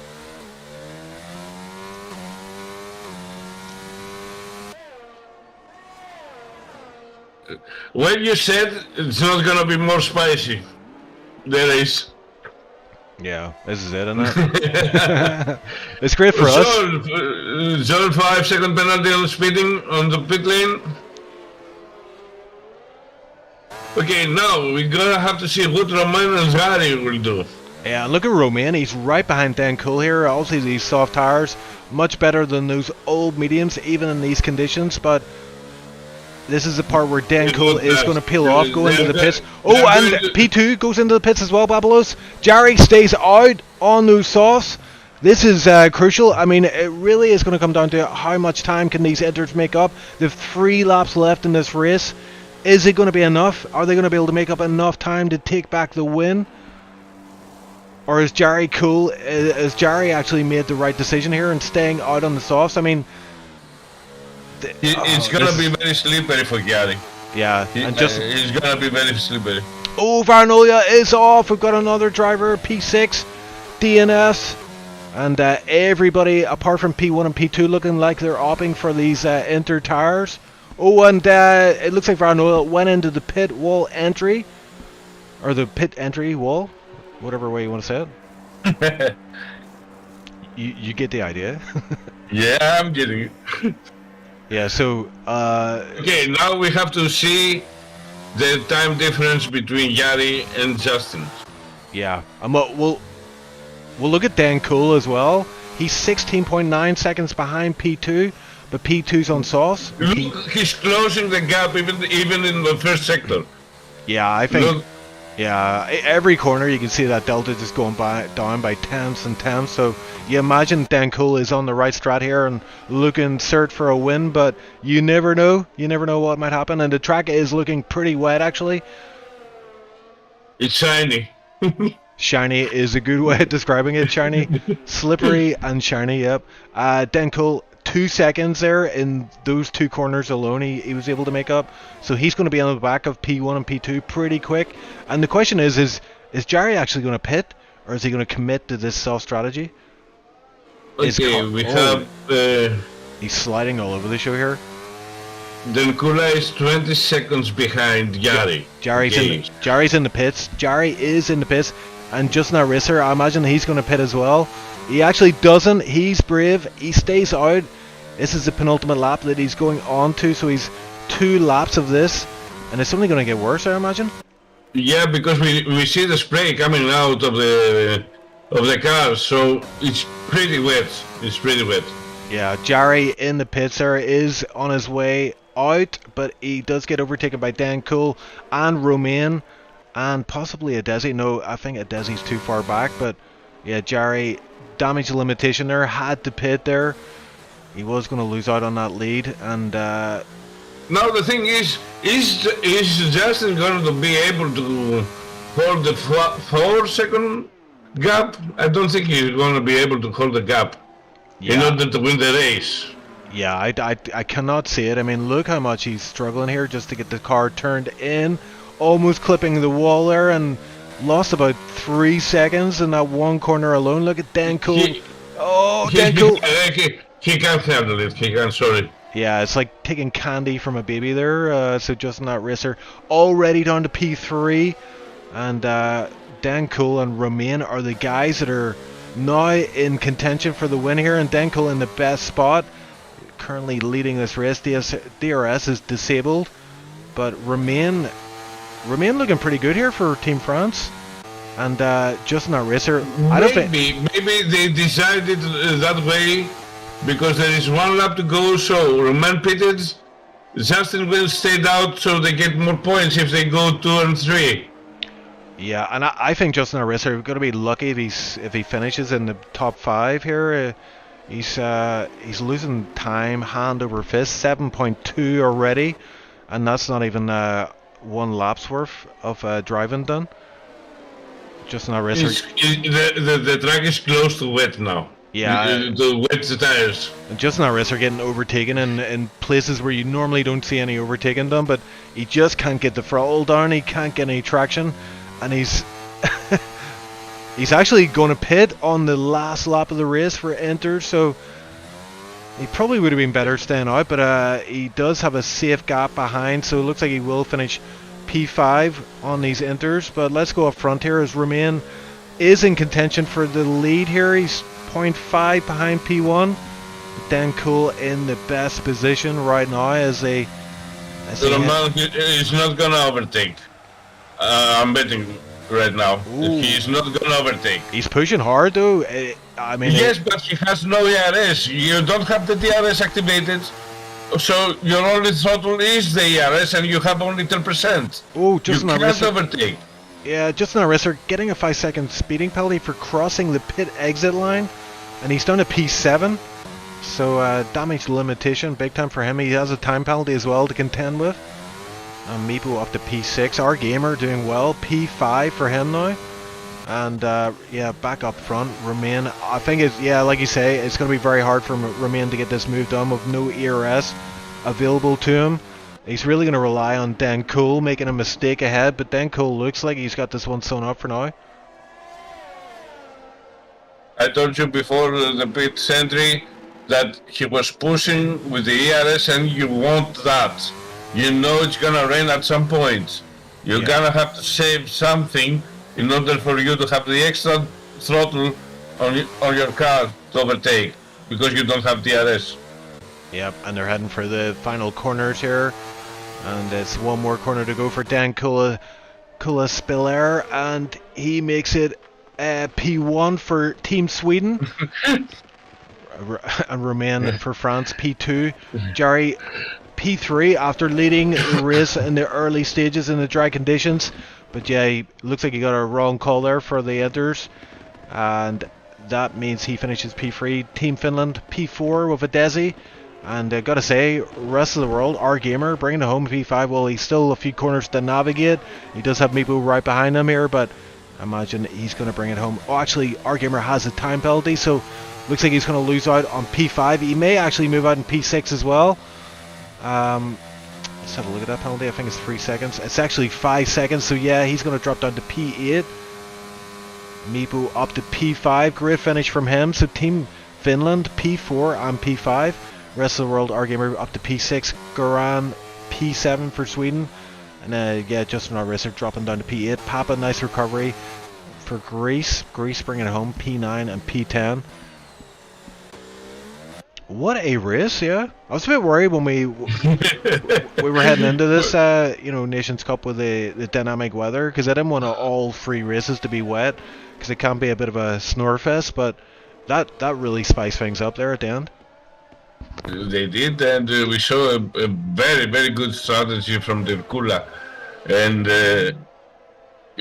I told you, Sahinidis DNF'd before the start finish, and oh my word. How he managed that? I have no idea, but he lost out on P10 it looks like. I don't know who got it in the end, but was it Tilda actually got P10? Let's find out. This driver of the day goes to Dan Cool. P1, 25 points there for... he says nice AI, EA. Oh dear. But you did get your inters eventually, Sahinidis. Yeah, because on the comment above that, he says, I don't think it will be for inters. The so wet, it won't be so wet for inters. Oh, that's right, yeah.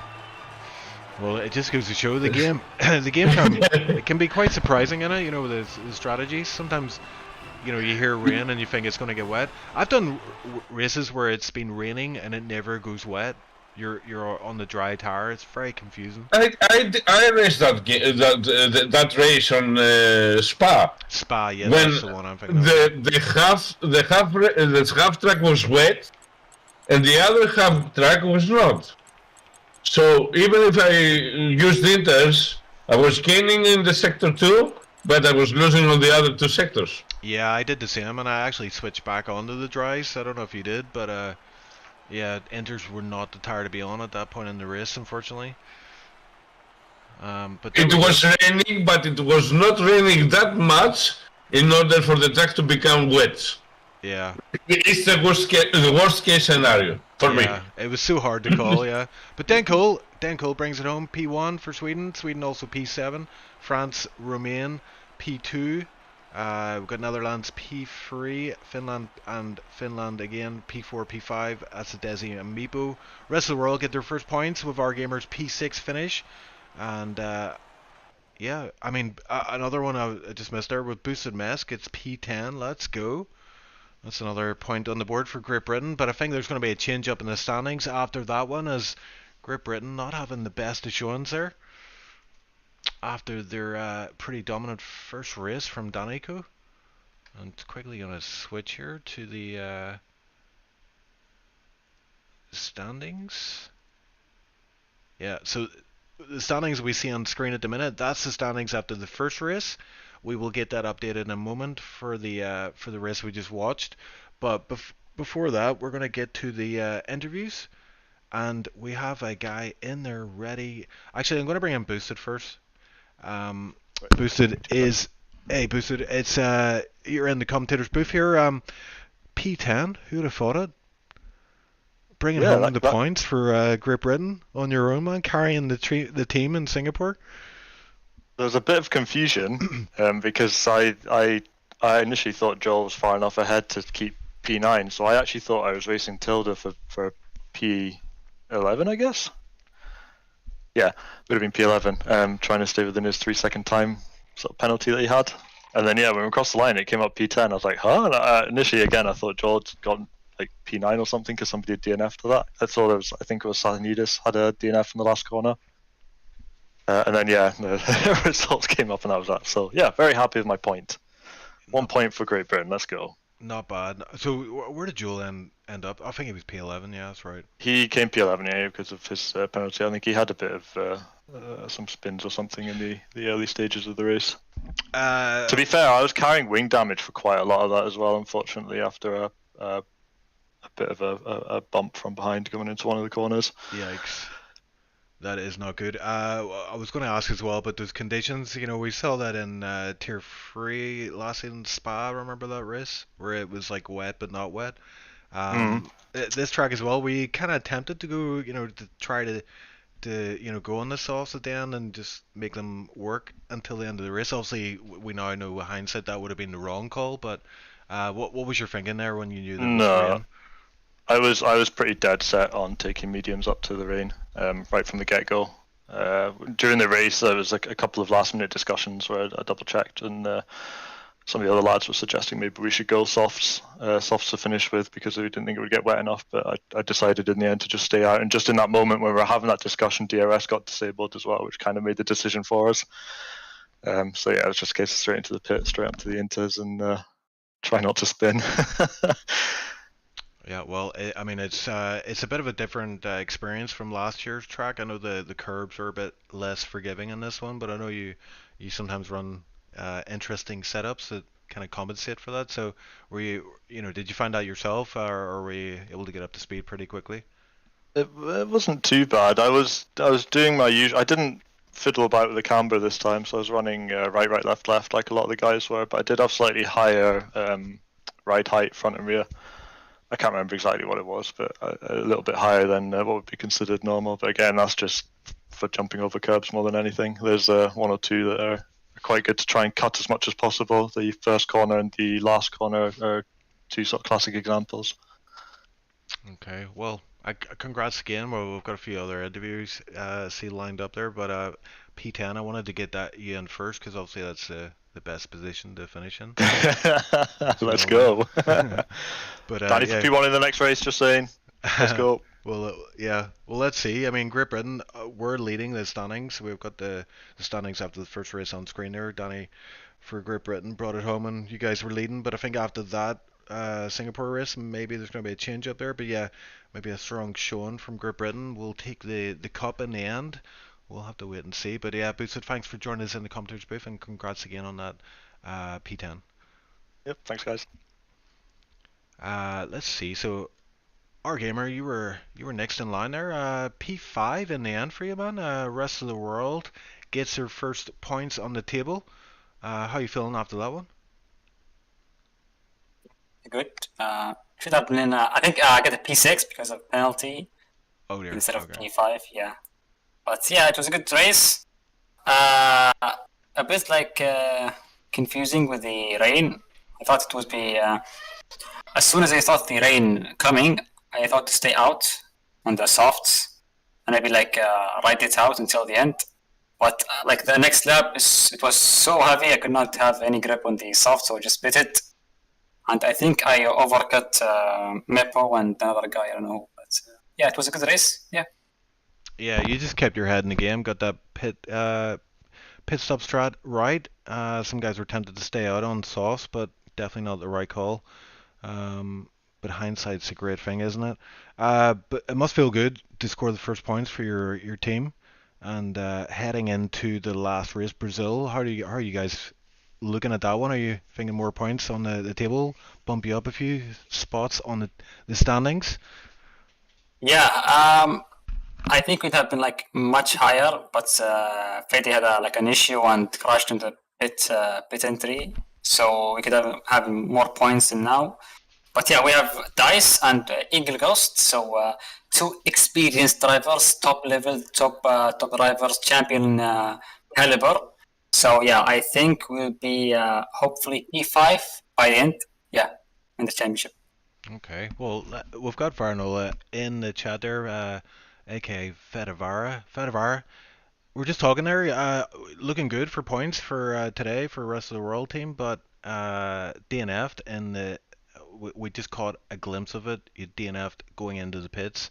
Obviously, the conditions played a big part there, but yeah, just talk us through what happened there. Yeah, it was being a very good race to be fair. Like I knew that I haven't time to do much practice, for Singapore, but I was feeling pretty confident, every lap I was getting more and more speed.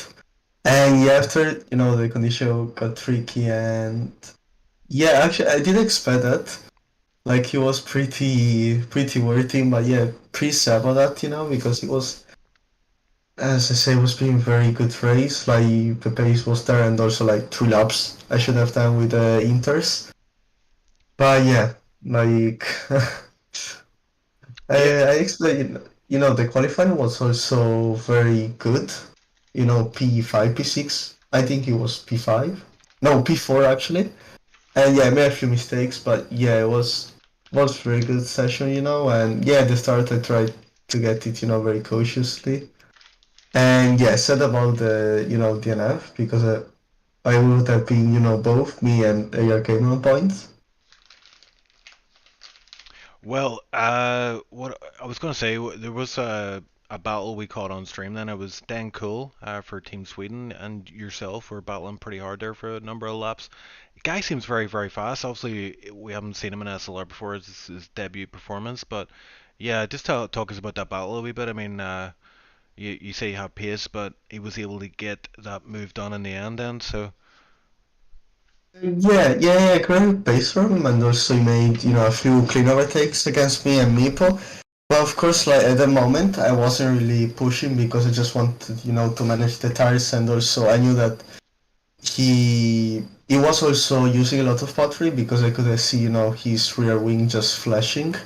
So, I was just taking it easy. I think I could have stayed on his pace. In fact, like while they were fighting, Pila, I think it's his name.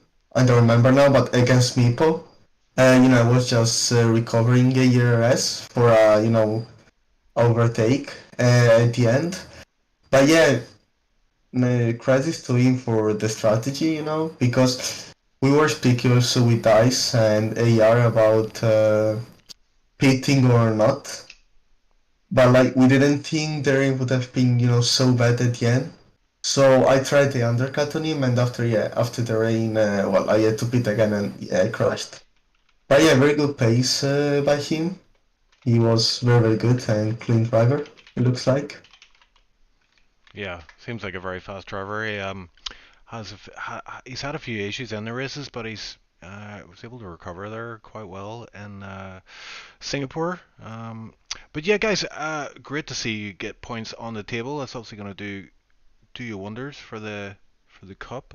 Oops, I'm on the wrong screen. Sorry, I'm multitasking here. It's something I'm not very good at. But yeah, I just want to say congrats for those points, and we will hopefully speak to you rest of the world team again after the final race. So good luck for that one. Yeah, that's all for a good race, and thanks for commentating. Cool. There we go. So we've got one last guy we're gonna bring in. He's been very patient. Thanks for waiting, Grenad Goran. How are you anyway? First of all. Yeah, I'm fine. Sweden looking good today. Yeah. You're looking strong, mate.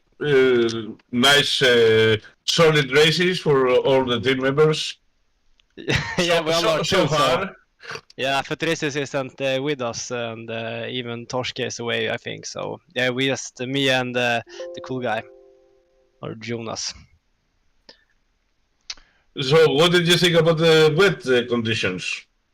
I totally failed that strategy, but he didn't, so it was good for the team, I think. So just hoping to get the update. May I ask you something? What would you have changed in your strategy? What would you have done differently? Probably start on mediums and go the whole stint like he did to the wets, but I fucked it up. Did you have the notification that it's gonna rain at the end of the race? Yeah, we did see it in the beginning, but some shitty thoughts. I think I did think I was too fast, so I maybe could do a two-stopper, and yeah, but I'm not so fast anymore, so I need to train harder. Hey, well, Yeah. I'm just going to say the standings have been updated. They're on screen. Team Sweden are leading by quite an amount. It's just under 20 points. I think 18 points between you and P2 and P3, who are tied on points for 36 points. Finland and France, and then UK are P4 with 30 points. So you guys are looking pretty good right now. But obviously it'll come down to this last race. How do you feel about that? Brazil. I did some laps earlier, and I'm feeling fast on the straight at least. But I'm seeing now Finland, my second home country, is P2. So yeah, hopefully we will get on the Scandinavians in the top twos. Yeah, I also feel very fast in the straights. It's when the corners come that I tend to be. I just full throttle the whole straight, so I'm super fast. I'm gonna fly. I have a really good setup here. 0 wings, yeah. Let's go. No, I didn't find it on the YouTube, so. But here, Goran, I have to say, man, it's good to get talking to you again, because I know you've kind of, you were one of the drivers in Tier 2 in SLR, and yeah, it's good to see you back on track again. Always enjoyed seeing you racing. Yeah, thanks. I'm driving every Monday in the Misfits Racing League, and some Tuesdays just. But today I haven't time, and I have my setup at my office, so it's I need to drive every time I'm gonna drive racing. So it's much harder today to get the time to game. But it's super fun. And to my girlfriend, she doesn't know I'm here. She told her Wow. Yeah. Oh, you shouldn't have said that, mate. You shouldn't have said that. Yeah, maybe she's in the stream, but I don't think so. So I hope that at least. No, maybe somebody with a good heart can tell her. You know. Yeah. We'll keep it on the download. Don't worry, Goran. But okay. Good luck to you guys in the last race. We're gonna get underway pretty soon. So yeah, thanks for joining us in the interview. Yeah. Thanks. And, okay, cheers, man. Yeah, I'm joining my Skype talk now. So. Yeah. Bye. All right. See you later. Bye. Right, I think that's us. We're about to get underway. I am hearing that the standings are slightly wrong in that France are actually P2. So that makes Finland P3. It's all to play for. It's all to play for because we've got one track left, but there's a lot of points on the table. If you can get number 2 and number 3 is not any difference. It's just the same points, you know. So don't worry. All things will sort out. Yeah. But, by the way, I have information about Sakinidis DNFing in the end. Oh. The game crashed, and in the finish line, he just DNF'd him. The game. Oh dear. Okay. So I don't know why the game does that. We had a decent game back in the day, about 19. But anyways. Yeah, AI does some weird things, doesn't it? I remember I was in a race and I was in a really good spot. I paused the game to like light a cigarette, and when I unpaused it, it had pitted me for like new tires, and it was on fresh sauce to begin with. So it was like, yeah, AI, you don't want to like risk going AI for any amount of time in this game, as it will screw you over. But I think we are, we're about to get underway with 5 seconds until we do this race, and it looks like it's dry quali in here. We have an admin. Uh-oh. Yeah. What does that mean? Moderator on the channel. Do we have one? Oh yes. Oh, best adult dating site. Oh, I'm gonna click that link. Yeah. Yeah. That was... Anyways, we want an update if it's gonna be a rainy race in Brazil, because we have plenty of rainy races in Brazil in the last year. Yeah, let's get to it. Let's get to it. I'm getting distracted by this dating site, but I'm a married man, so I gotta focus on the race. That's your fault. Come on, that's your fault. Okay, Yad is in the lead right now. Yeah, we'll join on board him then as he makes his way through this classic track. Oh, and he spins! Oh, commentator's curse, maybe? I don't know. There we go. So he is out. Romain then takes the top spot, but Danny Coe is contending for the pole position. McKender as well, popping in there. Kiko. Oh, this is going to be a mad dash shootout from these guys. Danny Coe down to P4, and we've got... Yeah, it's going to be... Kiko and Roman is fighting. But McKender... Yeah, it's hard to keep up with this here. You know, it's a weird format, the one-shot quali, but yeah, Romain looks good here for P1. Flat out until he gets across the line, but yeah, it looks like Romain's got pole position. Oh, and Kiko takes it in the last moment off the lap. For 30 millimeters of the second. Oh my word. For 30 millimeters of the second. That is crazy. He must have just got a slight, ever so slightly better exit from the last corner. Justin saying allez le blues. What? Okay, we have the final results. Kiko, Roman, Mackenzie, Danico, Mipo, Skamagas, Goran, Snellhenke, and Mac Jagger, plus Eagle Ghost, the first 10 players that will start with, we don't know yet, so Mac Jagger is on the rest of the world with Eagle Ghost. Yeah. And we have Kebab, Fazi, Telde, Sahinidis in 14th. It's going to be an exciting race. I'm just wondering if it's going to be a wet race. Oh, and there we go. No, it's no blue sky. Okay. I think it's better. It's better to go on the beach with that sky. Yeah. Get the sun lounger out, but these guys will not be thinking about lounging in the sun. They'll be.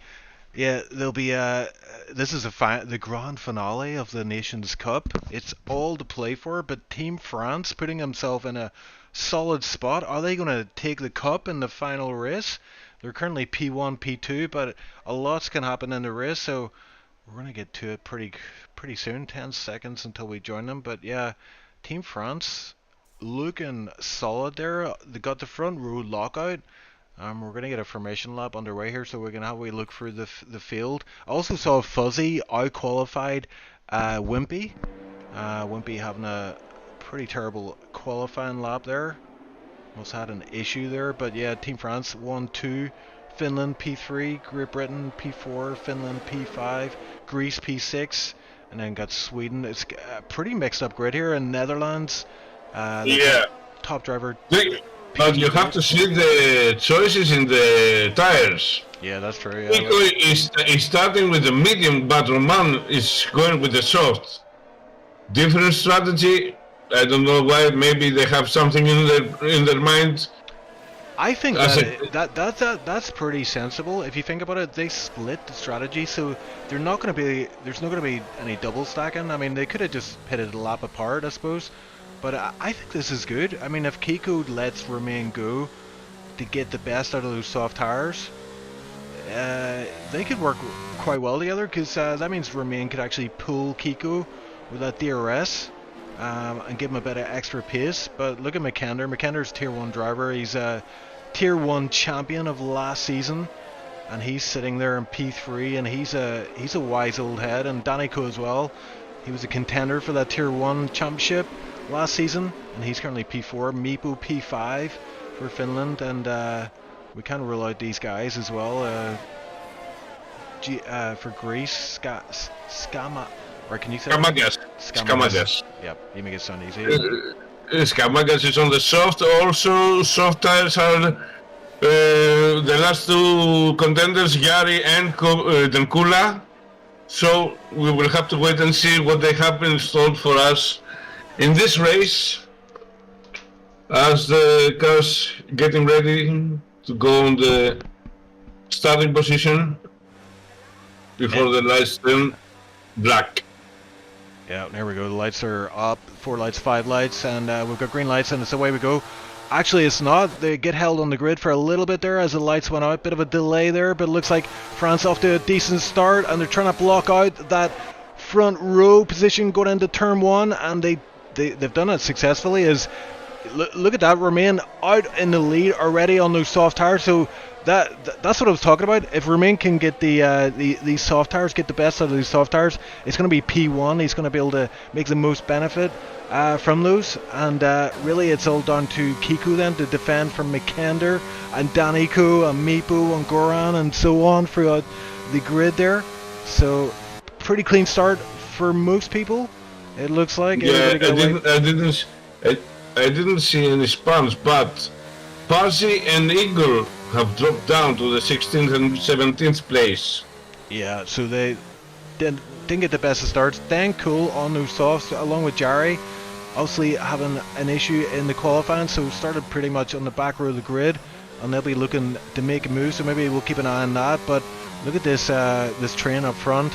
We've got a DRS train all the way down to P13 from P1, and yeah, it's quite a short track, isn't it? You know, there's not much, you know, delta difference between these drivers, so we probably are going to see a lot of DRS trains throughout this race. But we've got 18 laps in total. We're on lap 2, DRS next lap, and so would you call this the race of the champions? I guess, yeah, it could well be. It could come down to that. I mean, if France can score P1 and P2, that might be enough. That might be enough for the cup. Even one first position can do the trick, you know.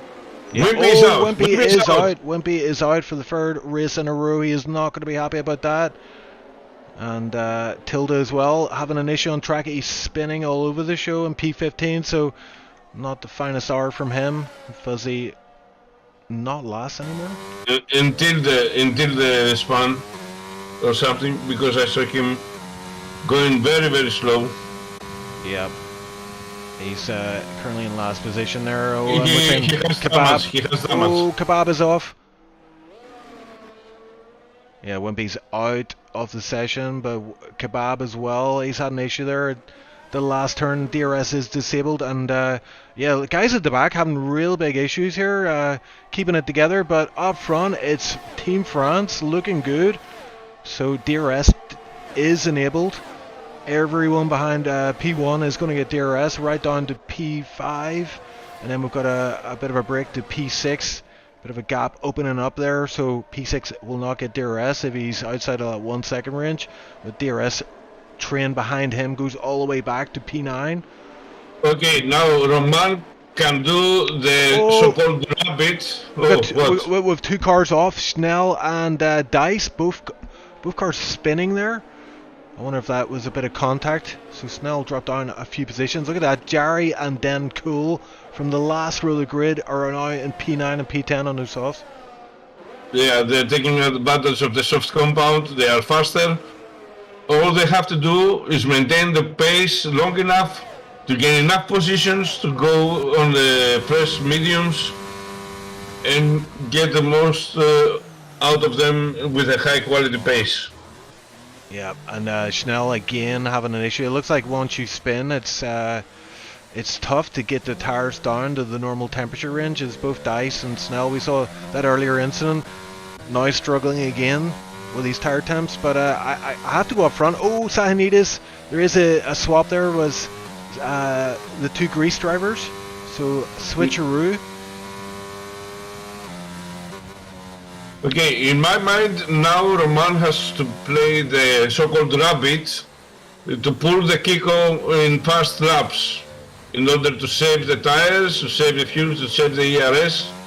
So we will see how it will go. Yeah, and I'm looking at P8 here. He's on these softs, but he's dropping off big time.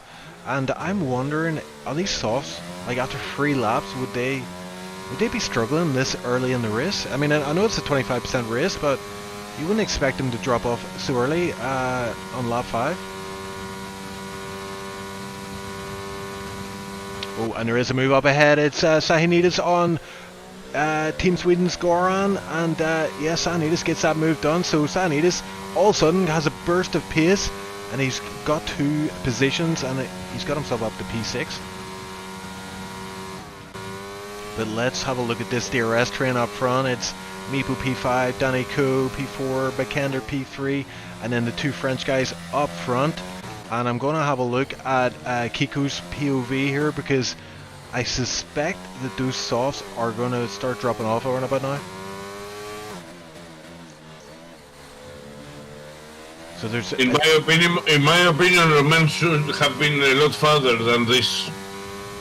Should have gone above the 1 second time gap if he wants to do a fast lap and get rid of the backs behind him. Yeah, I mean, in his favour, both these French guys have a lot of ERS. They've got 50 and 60% respectively. But yeah, I mean, Romain is kind of compromised right now, because he is going to be in the harder tire compound at the last part of the race, where everybody you see either on mediums behind him, they're going to be in the softs, so they're going to have a pace advantage in the dying phase of this race. Oh, They preserve the ERS, the French guys preserve the ERS for the later game, because Bakander is down to 40% ERS. Yeah, that could play a big part here in this race. Skamagas is down to P10 at some, dropped down a couple of positions there, and Jari, Denakul and Goran all getting past him pretty easily. So I wonder if Skamagas is having further issues with those tires. Maybe this. Sorry. I was just on board with Jari, and he almost loses it. The front end of the car kind of bit into the track there, and his back end tried to escape, but he was able to control that and stays P9 for now. He's gonna attack Goran, obviously. Then Kula is on the pit. Yeah, He's in the pit. Pitting early. So I think the softs are, they're falling off around a lap 5, lap 6. So probably a wide. Yeah, it doesn't have ERS. Doesn't have ERS to help him overtake Goran. Yeah, he's out of ERS. He's used it all in that start phase of the race, so he's probably best trying to recharge that now, but he wants to get a move on. He's trying to get the best out of these soft tires, but I think probably now is the lap to pit and get on those fresh mediums and get the head down, as he's pressuring Goran here, but Goran holding him up a little bit. Yeah, but if he wants to overtake Goran, he has to be within 0.3 seconds for the DRS zone to be, when it activates. If he is within 0.3, he will overtake him for sure. Yeah, and look at that. He comes through the final corner and he's within 2/10. Looks like he's going to get this moved on with ease, but oh, is he coming into the pits? No, he isn't. And I was wondering if Goran was going to go in the pits there, but he's on the medium tire, so Skamagas is the only one there to pit on this lap. Currently yep. P9. So going to drop down a few positions after this pit stop. He's gonna lose 1 place, 2 places. And it's starting to heat up front here. All 4 drivers, and the first 4 drivers within 0.5 of each other. Running very, very tight here. Danny Ko right on the back of McKender right on the back of Kiku. And I have to say, I think Romain is going to have to pit this lap. He's done well to stay in the lead on those old softs, but I think any more... He has to pit in order to get the most out of the medium compound. Exactly, yeah, and you saw him the back end sliding as he put the traction down and the throttle down on the last corner. He's in the pit. So we'll keep an eye on where he comes out. Kiko... No, why did you do that? Come on! Oh no, Romain. That could be crucial, man. That could be big. Come on, he did almost Oh, Jerry everything as was- well. Jerry did the same. Not like this, guys. I don't know why they do that. I don't know how they don't learn. Haven't they figured out which track is which? Yeah, obviously trying to get the maximum out. I know the pit entry on this track you can take it quite fast, but that's the price you pay then. If you do, you know, just overdo it a little bit. Two very experienced drivers there getting time penalties and huge penalties at that. 5 seconds is that's gonna cost them big time, and it could cost their team huge as well. So right now He did almost everything. It was almost perfect until Yeah. he hit the pit entry. Yeah. I saw him going fast. Yeah, he was trying to get everything out of that pit, pit Yes, entry. but Oh, you Danico see- is in the pits here. What is this about? This is too early for... Oh, Danico, 5 second speeding penalty. Why is this happening to all the drivers today? This is huge for Great Britain. They might have thrown away any chance of a win. And Danico in for softs this early. That is interesting. Maybe fresh softs. Yeah, they might last a bit longer than if you had done qualifying on them, but The that pit lane has changed. I hear Justin say everyone is being taken by surprise. yeah, it seems that way, doesn't it? Because these are all very experienced drivers, especially Danico. I wonder if that was a last minute call from him and it just caught him out then. But he comes out in P7. He's 1.2 behind Romain, but Romain is on mediums, whereas Danico on these fresh sauce. And Jerry gets past Eagle Goose just behind there. I'm wondering if Kiko is going to pit in this lap. I'm staying with him for now. Wow, Justin saying there's about 100 meters difference, so I wonder if that's an update and has affected the pit entry there, and the drivers have not got the memo because a bunch of guys getting caught out. Meepo is not one of them though. He comes in and nice and safe pit stop there. No 5 second penalty, and that'll be crucial. It might. He's currently running P4, but going for the undercut, and it might be a good call actually on this track. As Romain sets a fast slap on 2 lap old mediums.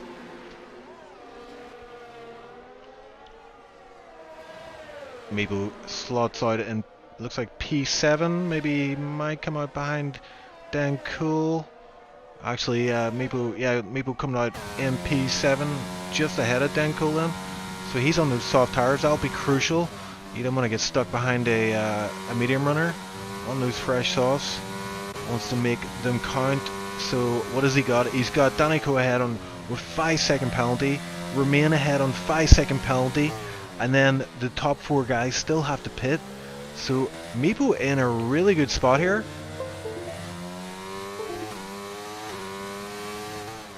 Even his father says well done, Meepo, so doesn't get better than that when your own dad says well done. If you don't support your son, Oh, push Kiko gets a 5 second. Kiko gets a 5 second. I wonder who else got a penalty there. McKenna didn't get one. Sahinides avoided one. Yeah. So far we have Roman, Danny, Kiko on 5 second penalty, and Yari. You know what that means? Meepo is in with a great shot of winning this race.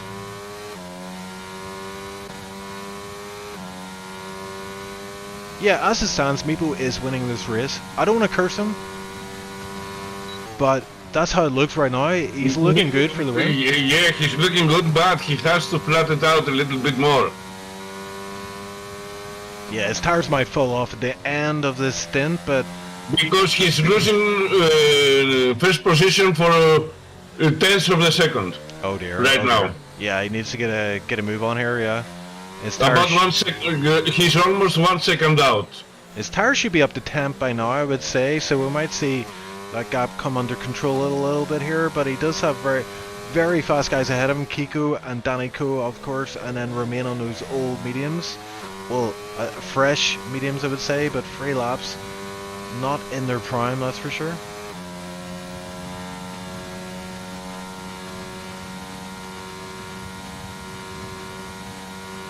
Yeah, this is a bit of a nail biter. This one, who is going to pick it up? I don't know who's going to win the actual overall Nations Cup. Which country is going to take it? But you have to see France still looking pretty good.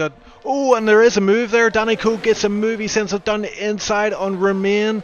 And Danny Coe making these soft tires count, and he knows he has that 5-second penalty, so he's going to have to get the hammer on here and build a big lead to try to minimise the damage of that 5-second speeding penalty. Could still win today, you know.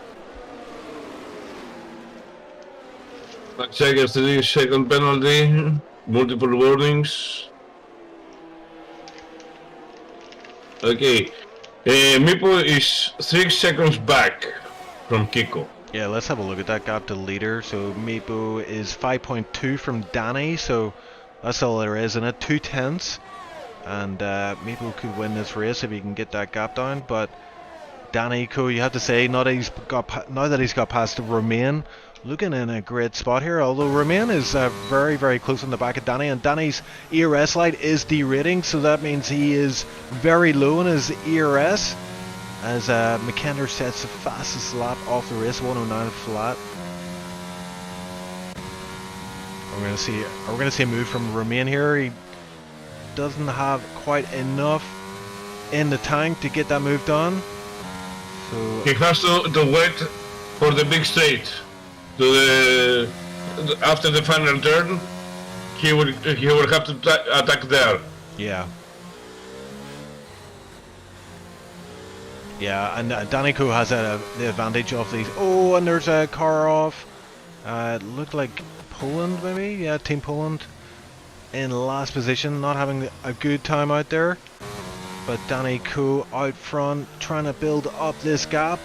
He can't shake off Romain from behind, but and Romain's in a tough spot here. He's got Kiko behind, just tantalizingly close to his DRS range. Meepo is losing. Meepo gets a 5-second speeding penalty for ignoring yellow flag. So I think that might be removed after the race. But here we go.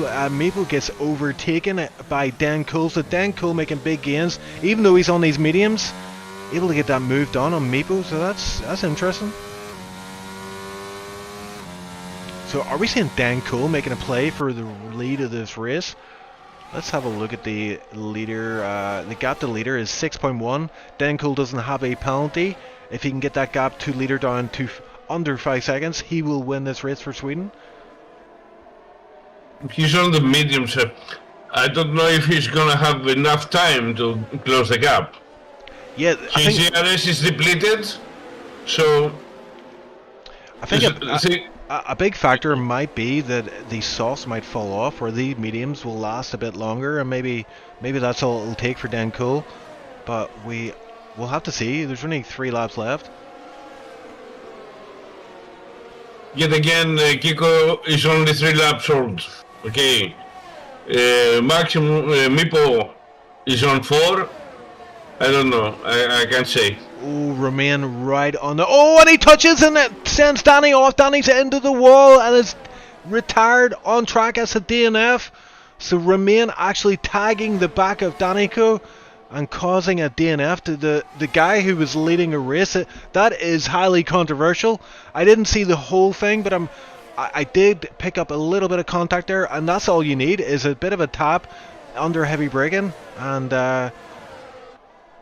I don't know what to say about that, but I mean, we don't generally run FIA during this event, but we may have to take a look at that afterwards, because that is huge. That's going to have a huge impact on the standings. Denkula was on 0% ERS the last straight. He's running on fumes. Yeah, and look at the gap to leader then. He's 5.1. He's making gains. He really is. He's under 5 seconds. He's under 5 seconds now. Oh, and there's a change of position up front. Romain lets Kiko by on the start-finish straight, and yeah. Yeah, because they don't want to lose the first place. It's a very logical tactic that they should have followed. Because now Denkula is losing. He's on the edge of the 5 second gap. Yeah, and it's a penultimate lap, so whatever gains they can make, they have to take.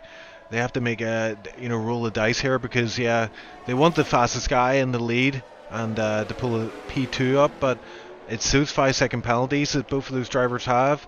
That's going to cost them big time and may cost France the win. It's looking likely at this point in the race, isn't it? McKender as well is looking pretty good for P2, I believe, maybe P3. Looking good for a podium, yeah.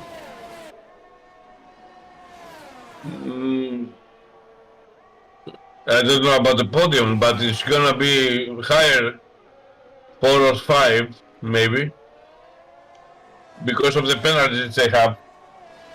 Yeah, he might just miss out, but he's very close to the podium right now. And I'm sure he's pushing like hell as we are now on the last lap.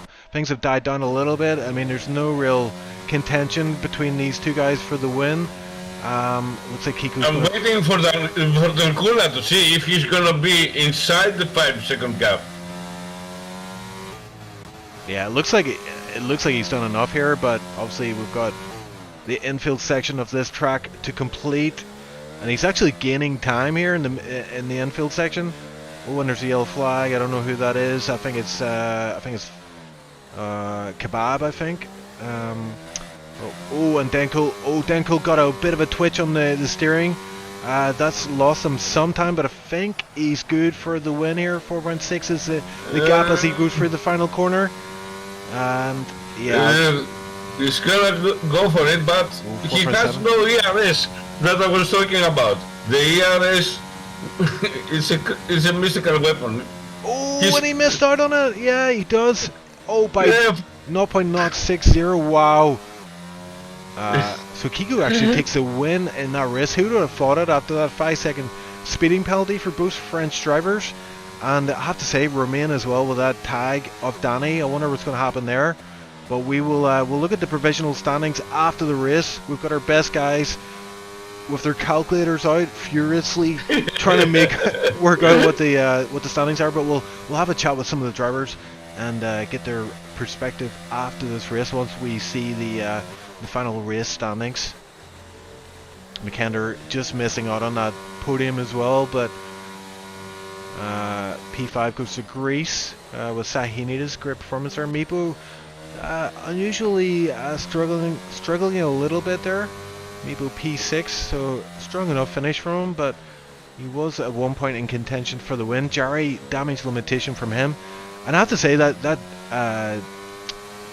Dan Cole guy, he started last effectively and almost won the race, so that's how fast he is. Again, I read a comment in the chat in the Discord that I hate your driving style already from Dankula.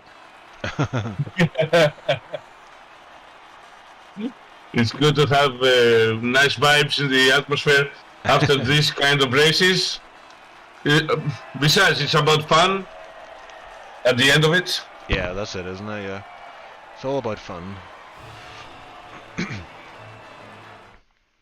So, but I still can't believe the 5-second penalties the guys had. I'm still can't get my mind around it. Yeah, it must have changed from last year's game, and like you say, caught out a bunch of drivers. But Kiko, somehow, some way, he must have saved up a bit of ERS for that last start-finish rate, because he made up about 4/10, I think, on that. You know, from the last corner to the flag, and that was enough to get him the win today. I'm sure he's very happy about that. Hopefully we can get a wee chat with him after the race. But yeah, Sweden, then P2. If Dankula had saved a little bit more ERS, he would have taken the first place. Yeah, exactly. That's my opinion. And it just goes to show sometimes it is all about those fine margins, you know, just thinking ahead, being smart with your strategy, and Denko just missing out on that P1 due to that. Then that miscalculation. P3 France, P4 Finland with McKender, P5 Greece, Sahinidis, P6 Finland, P7 Jarry, and I believe P9 was Sweden. I missed P10 there. 8 Goran and 9 Skamagas and Ingrid goes on the last 10th place. There we go. So let's switch over to now. Just listen to me. These are the standings from after the second race. When we have the final results, we will announce it. But first, we're gonna have a wee chat with some guys in the VC channel. There's no one ready for interviews, so They're still hyped. They're still hyped. They're trying to relax, I believe, to get a breather or something. yeah, that's it, isn't it? Yeah. It is very stressful at times, you know, some of these races. It was for us that we were not racing. I know. That's right. we're old. We're over the hill, as they say. But yeah, good stuff. Very entertaining races, and I'm very interested to see who won overall. I have a feeling. I mean, it's going to be between France and Sweden, I think, isn't it? I think with the two podium positions of France, France is going to take it home because they have the pole position, they have the one in third place, the first and the third place. So if my math doesn't fail me right now, I think they are in the lead. Yeah, and then with that really controversial incident with Romain and Danny. For now, we will figure it out later. Yeah, that's another thing. We saw that last season, didn't we? Like FAA were involved in a lot of the titles. You know, there was a lot of incidents, and unfortunately, it did affect the championship in some of the tiers. So you don't like to see it, but it's motor racing. It happens. You know, you are going to have incidents, unfortunately, but you know, it is what it is. Can you give the perms to Romain for the interview? Oh yeah, okay. Let's see, Romain. So,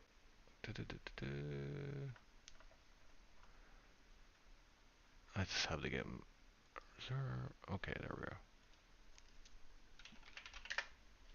Okay, so yeah, if anybody's listening and you're a driver in that race, please get yourself into interview channels so we can have a wee chat with you. I want Kiko in here. Come on. Kiko, I want yeah, Kiko. we definitely want some Kiko action. We want Romain as well. If we get both of them in, that would be great. I do have the final standings, and I'm about to upload them. And it is France takes the win by 4 points from Sweden, who are very close behind there in P2. So provisionally, France win the Nations Cup 2022. So congratulations, Vive la France, Allez le bleu, bonjour, au revoir. That's all I know in French. I'm just glad. I don't know shit. I don't know shit. I didn't know. I don't know any Sweden or Finnish, so it's probably good that the French people won today. And or United Kingdom. I mean, if they had won, that would have been great because obviously English is my first language. If it had been Team Greece, though, you know some Greece, don't you? I heard. Or some Greek. You want to learn Greek? I will teach you. Yeah. It's easy. Yeah. Give us some Greek words while we're listening. What you want to know? What you would prefer to know? Let's say what's the Greek word for gammon? Or? Gammon. You know, like gammon, the meat, salty ham. Pasto. Oh, there you go. It is smoked with a lot of salt and let it dry for a couple of weeks. Oh man, that stuff's good. You ever have it? Yeah? And then we put it in olive oil. Nice. I'm salivating. And you eat it and you have an orgasm, you know, something like that. Your mouth explodes, literally. Well, listen. Because it takes about 2 months to be a complete perfect meat. Yeah, I mean, it doesn't get much more perfect than gammon. Big fan. But look in interview channel, we've got 3/4 of the French team, I believe, and we're going to bring them in. one by Well, one. bring them all in. Bring them all in. Yeah, so Allez le Bleu, Vive la France. Let's go, boys. It looks like, provisionally anyway, you've won the Nations Cup 2022. How do you guys feel about it? Happy? A little happy, yeah? That's good. Yeah, actually, I think that's Kiko Paul that saved us. Otherwise, maybe we'll not have won. So Yeah, and you had Romain as well. Is he going to join us? Oh yeah, probably. I think he is. Yep. Yeah, get him. I'll throw him in as well because yeah, mate. I mean, kind I of. have sorry to intervene, but I have an objection about the Greek team. They say they have 32 points, not 30. Oh. So they are in P4. All right. Okay. Well, we'll have a look at that. I mean, I know Joel is. I know, but just saying, I'm just referring Yeah. to what I'm seeing, you know. Okay. Yeah. Well, let's get back to the cup though, guys. I mean, Kiko. Kiko and Romain, both of you guys, like, you locked out the front row of the grid in quali. Why? Tell us about the decision to split the strategy. Yeah, we was thinking like at the starts of the quali, we was thinking who's gonna start on the soft and who's gonna start on the medium actually, and we was thinking of Roman to go on the soft and to like pull away, and just the main thing for me was to get a good start and like just block Macender and keep my ERS in the DRS zone of Roman, or just to block, and yeah, so that's work actually. But I'm very impressed of my pace because I was in the lobby with like Yari, Macender, Danny, and I was surprised when I did the ball actually. Yeah. Yeah, well, good job, But I mean, we were thinking about it. We were thinking like, Romain starting on the softs, obviously very good. He's gonna get, ideally you want him in the first position, to make the most of the softs. But towards the end of the race, and he's gonna be in mediums. Do you think that that was gonna compromise him? No, because I think the pace was pretty close, and the soft was not that fast, but that was fast like 2-3 laps I think. But the medium was pretty fast at the end, so we was not thinking that was like compromising his race actually.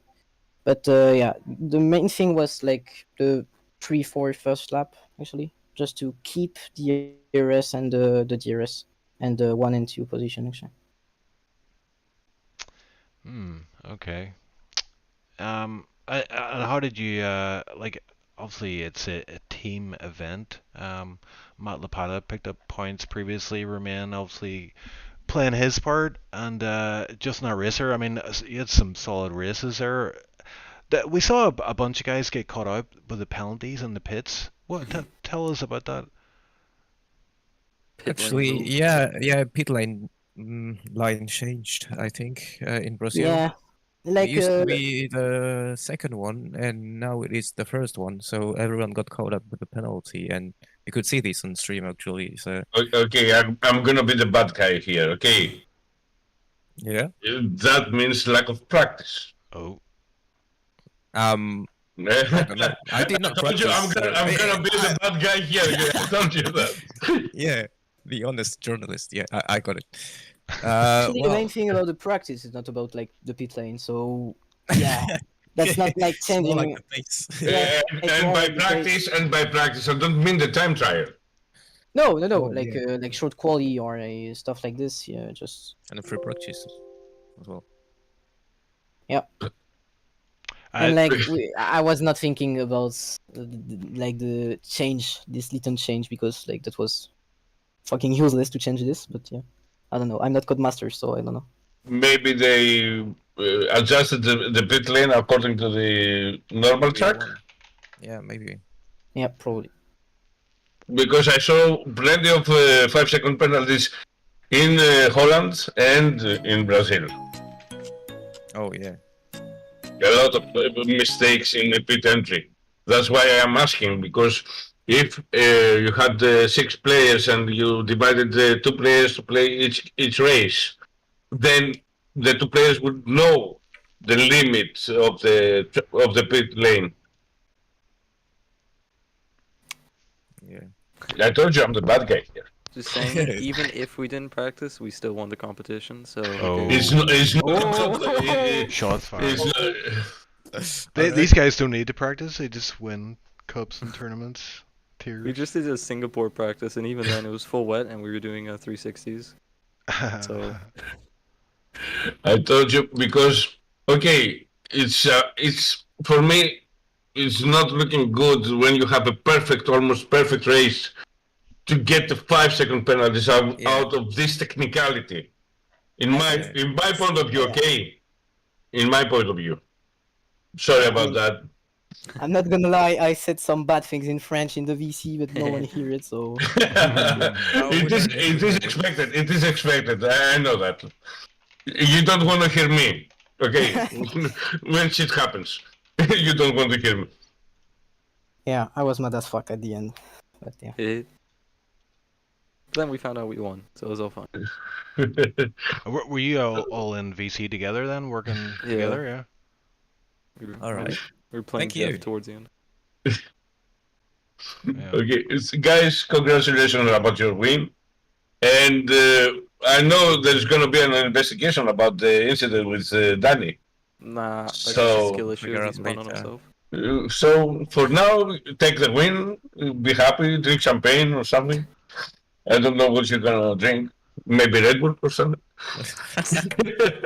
Maybe. So I wish you all the best in the upcoming season. I'm hoping you to see your race like hell, like the last time.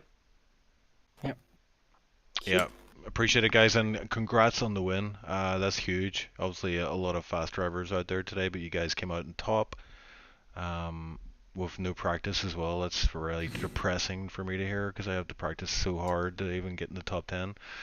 But, you know, it is what it is. But yeah, guys, congrats. And that's another one you can add to your accolades.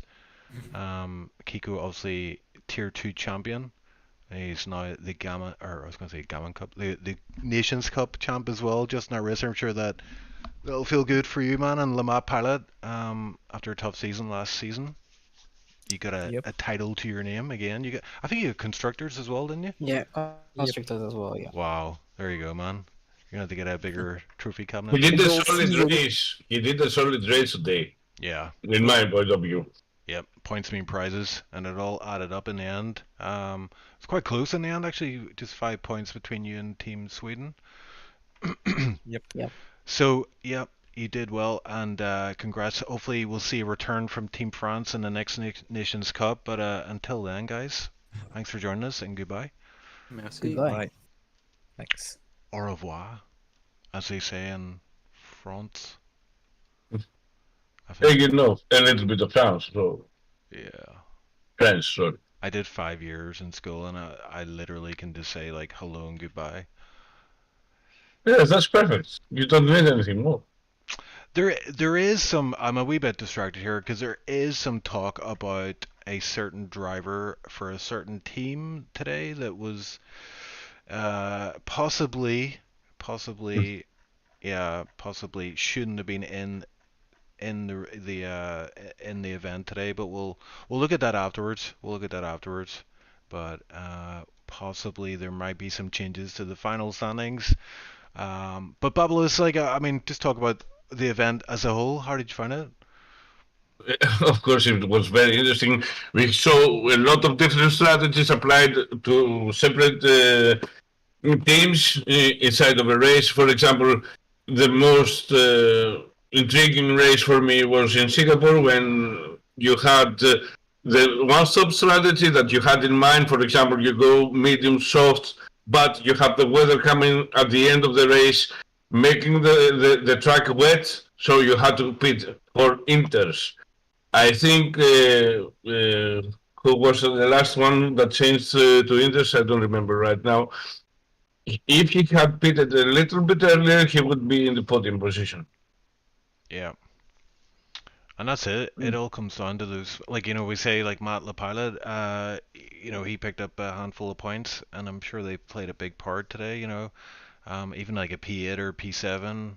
Every single point in this kind of racing, in this kind of league, counts. Exactly. Even 1 point can make a big difference. Exactly. Points mean prizes. And you know what? I'm going to bring in one more guy to interview because there was a mastermind behind this whole event, and it was none other than Brother Joel. He is he's done a really good job of this. So I just want to say, man, how do you feel it went overall? The whole event I can't speak. I don't know Use what your I'm words, saying. man. The whole event in total, I think it went really well.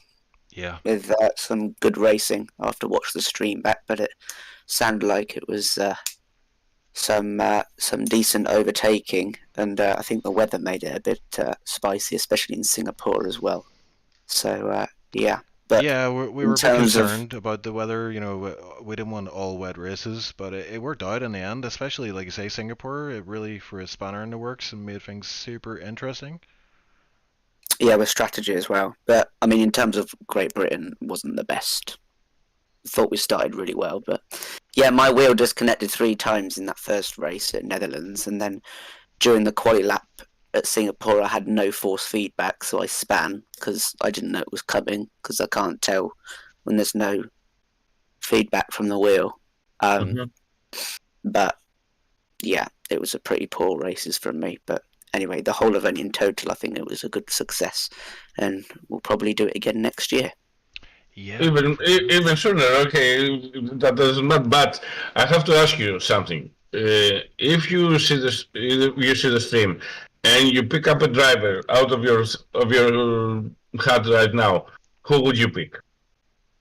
Who do you think performed better than everybody else? In that, out of everyone. Yeah, just randomly now, but the facts that you know right now. I'm not sure. It's a tough question. Put him on the spot, yeah. Because not everyone did all the races. I think the best performance was probably Jarry at Singapore, despite him staying out and getting the strategy wrong with the rain. Best driver? Not sure. I haven't watched all the races. I was racing in 2 of them, so I can't really say. Yeah, tough one to call. Yeah, I don't even know myself who would put forward for the driver of the day. But yeah, I mean, there is some. I was saying there's a wee bit of controversy about a certain team and a certain driver. We'll investigate that after the event. But overall, great event, Joel. Once again, you organized the whole thing pretty much by yourself, and it's been a complete success. And I just love watching. Like a lot of the time, I was just captivated by some of the liveries that were driving around today. It looked absolutely amazing. Bit of a change from the usual ones we see. So Nations Cup, always a welcome event, and we will try and run it again next year if you're still around, Joel. He will be.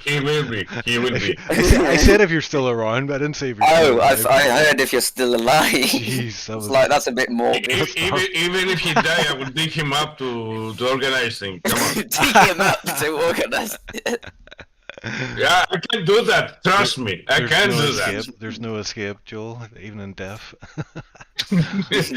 Okay, we can have a short championship with custom liveries or stuff like that. You know that. Yeah, that could work. Yeah, I like the different livery. It changes things up a wee bit, but I really like the team. Not a big championship. About 10-12 races, you know. Yeah. Just to see the liveries. Yeah, I'm sure there's some spicy ones out there. But Joel, I think that's it. We're going to wrap up for now, so I'm going to chuck you out. But again, thanks for running that event. Much appreciated. I'm sure everybody who was involved enjoyed it also. I just yoinked them out there, so nothing left for me to say other than we will be back soon with Season 10 in SLR. Stay posted for news on that. If you're a YouTube viewer of our races, we will be back. I would say 3 weeks maybe, and we'll be back racing. In the meantime, we might run an event next week. Something like 100% race, something like that, just to keep things taking over. Pablos, I'll see you there. Maybe you could be my teammate for this one, yeah? Okay. Hopefully, we can. If we are well enough to race. Oh yeah, bro.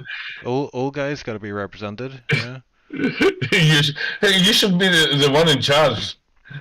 You're faster than me. Come on. Yeah, well, teamwork. We'll get there. I mean, 100% race actually really good fun. But see, if you spin out or anything and there's no safety car, it's a long old race. So we'll see anyway. We'll a few ideas up our sleeve. Maybe a gamble. 100% race with simulation damage and Wow. wet conditions. Wow, you sick It's man. You sick hardcore. man. Yeah, I am. You should know that by now. Come on. I might just commented that one actually. But yeah, thanks for everybody in chat. See, there's Dimitris Kirakidis. Mr. D. Mr. D, yeah, he's in chat. He's like, he was very happy to see the standings updated. Greece ended up P4 actually after we corrected the results. France P1, obviously. Sweden provisionally P2, and then Finland P3, but Netherlands P6, United Kingdom only P6, or sorry, Netherlands P5 and UK P6 after that really good start. Kind of fell off there after a few issues, and then rest of the world P7. And Team Poland, who only had one driver, actually didn't finish last. They got 1 point on the table. That was enough to beat South Africa. But good effort from all those involved. Bablo, it's been a great time commentating with you. I think it's our first, maybe, or second race together. But I think it's our first together. There we go. I think. It's been a beautiful thing, man. And we will probably be on the mic at some point in the future as the new season looms. But we'll definitely whatever you need, I'm here for you. That's what I like to hear, bro. Thanks to everybody for watching. Everybody who's still watching. As I say, keep tuned. We will be back very soon with our league racing. Until then, good night. Good night, guys.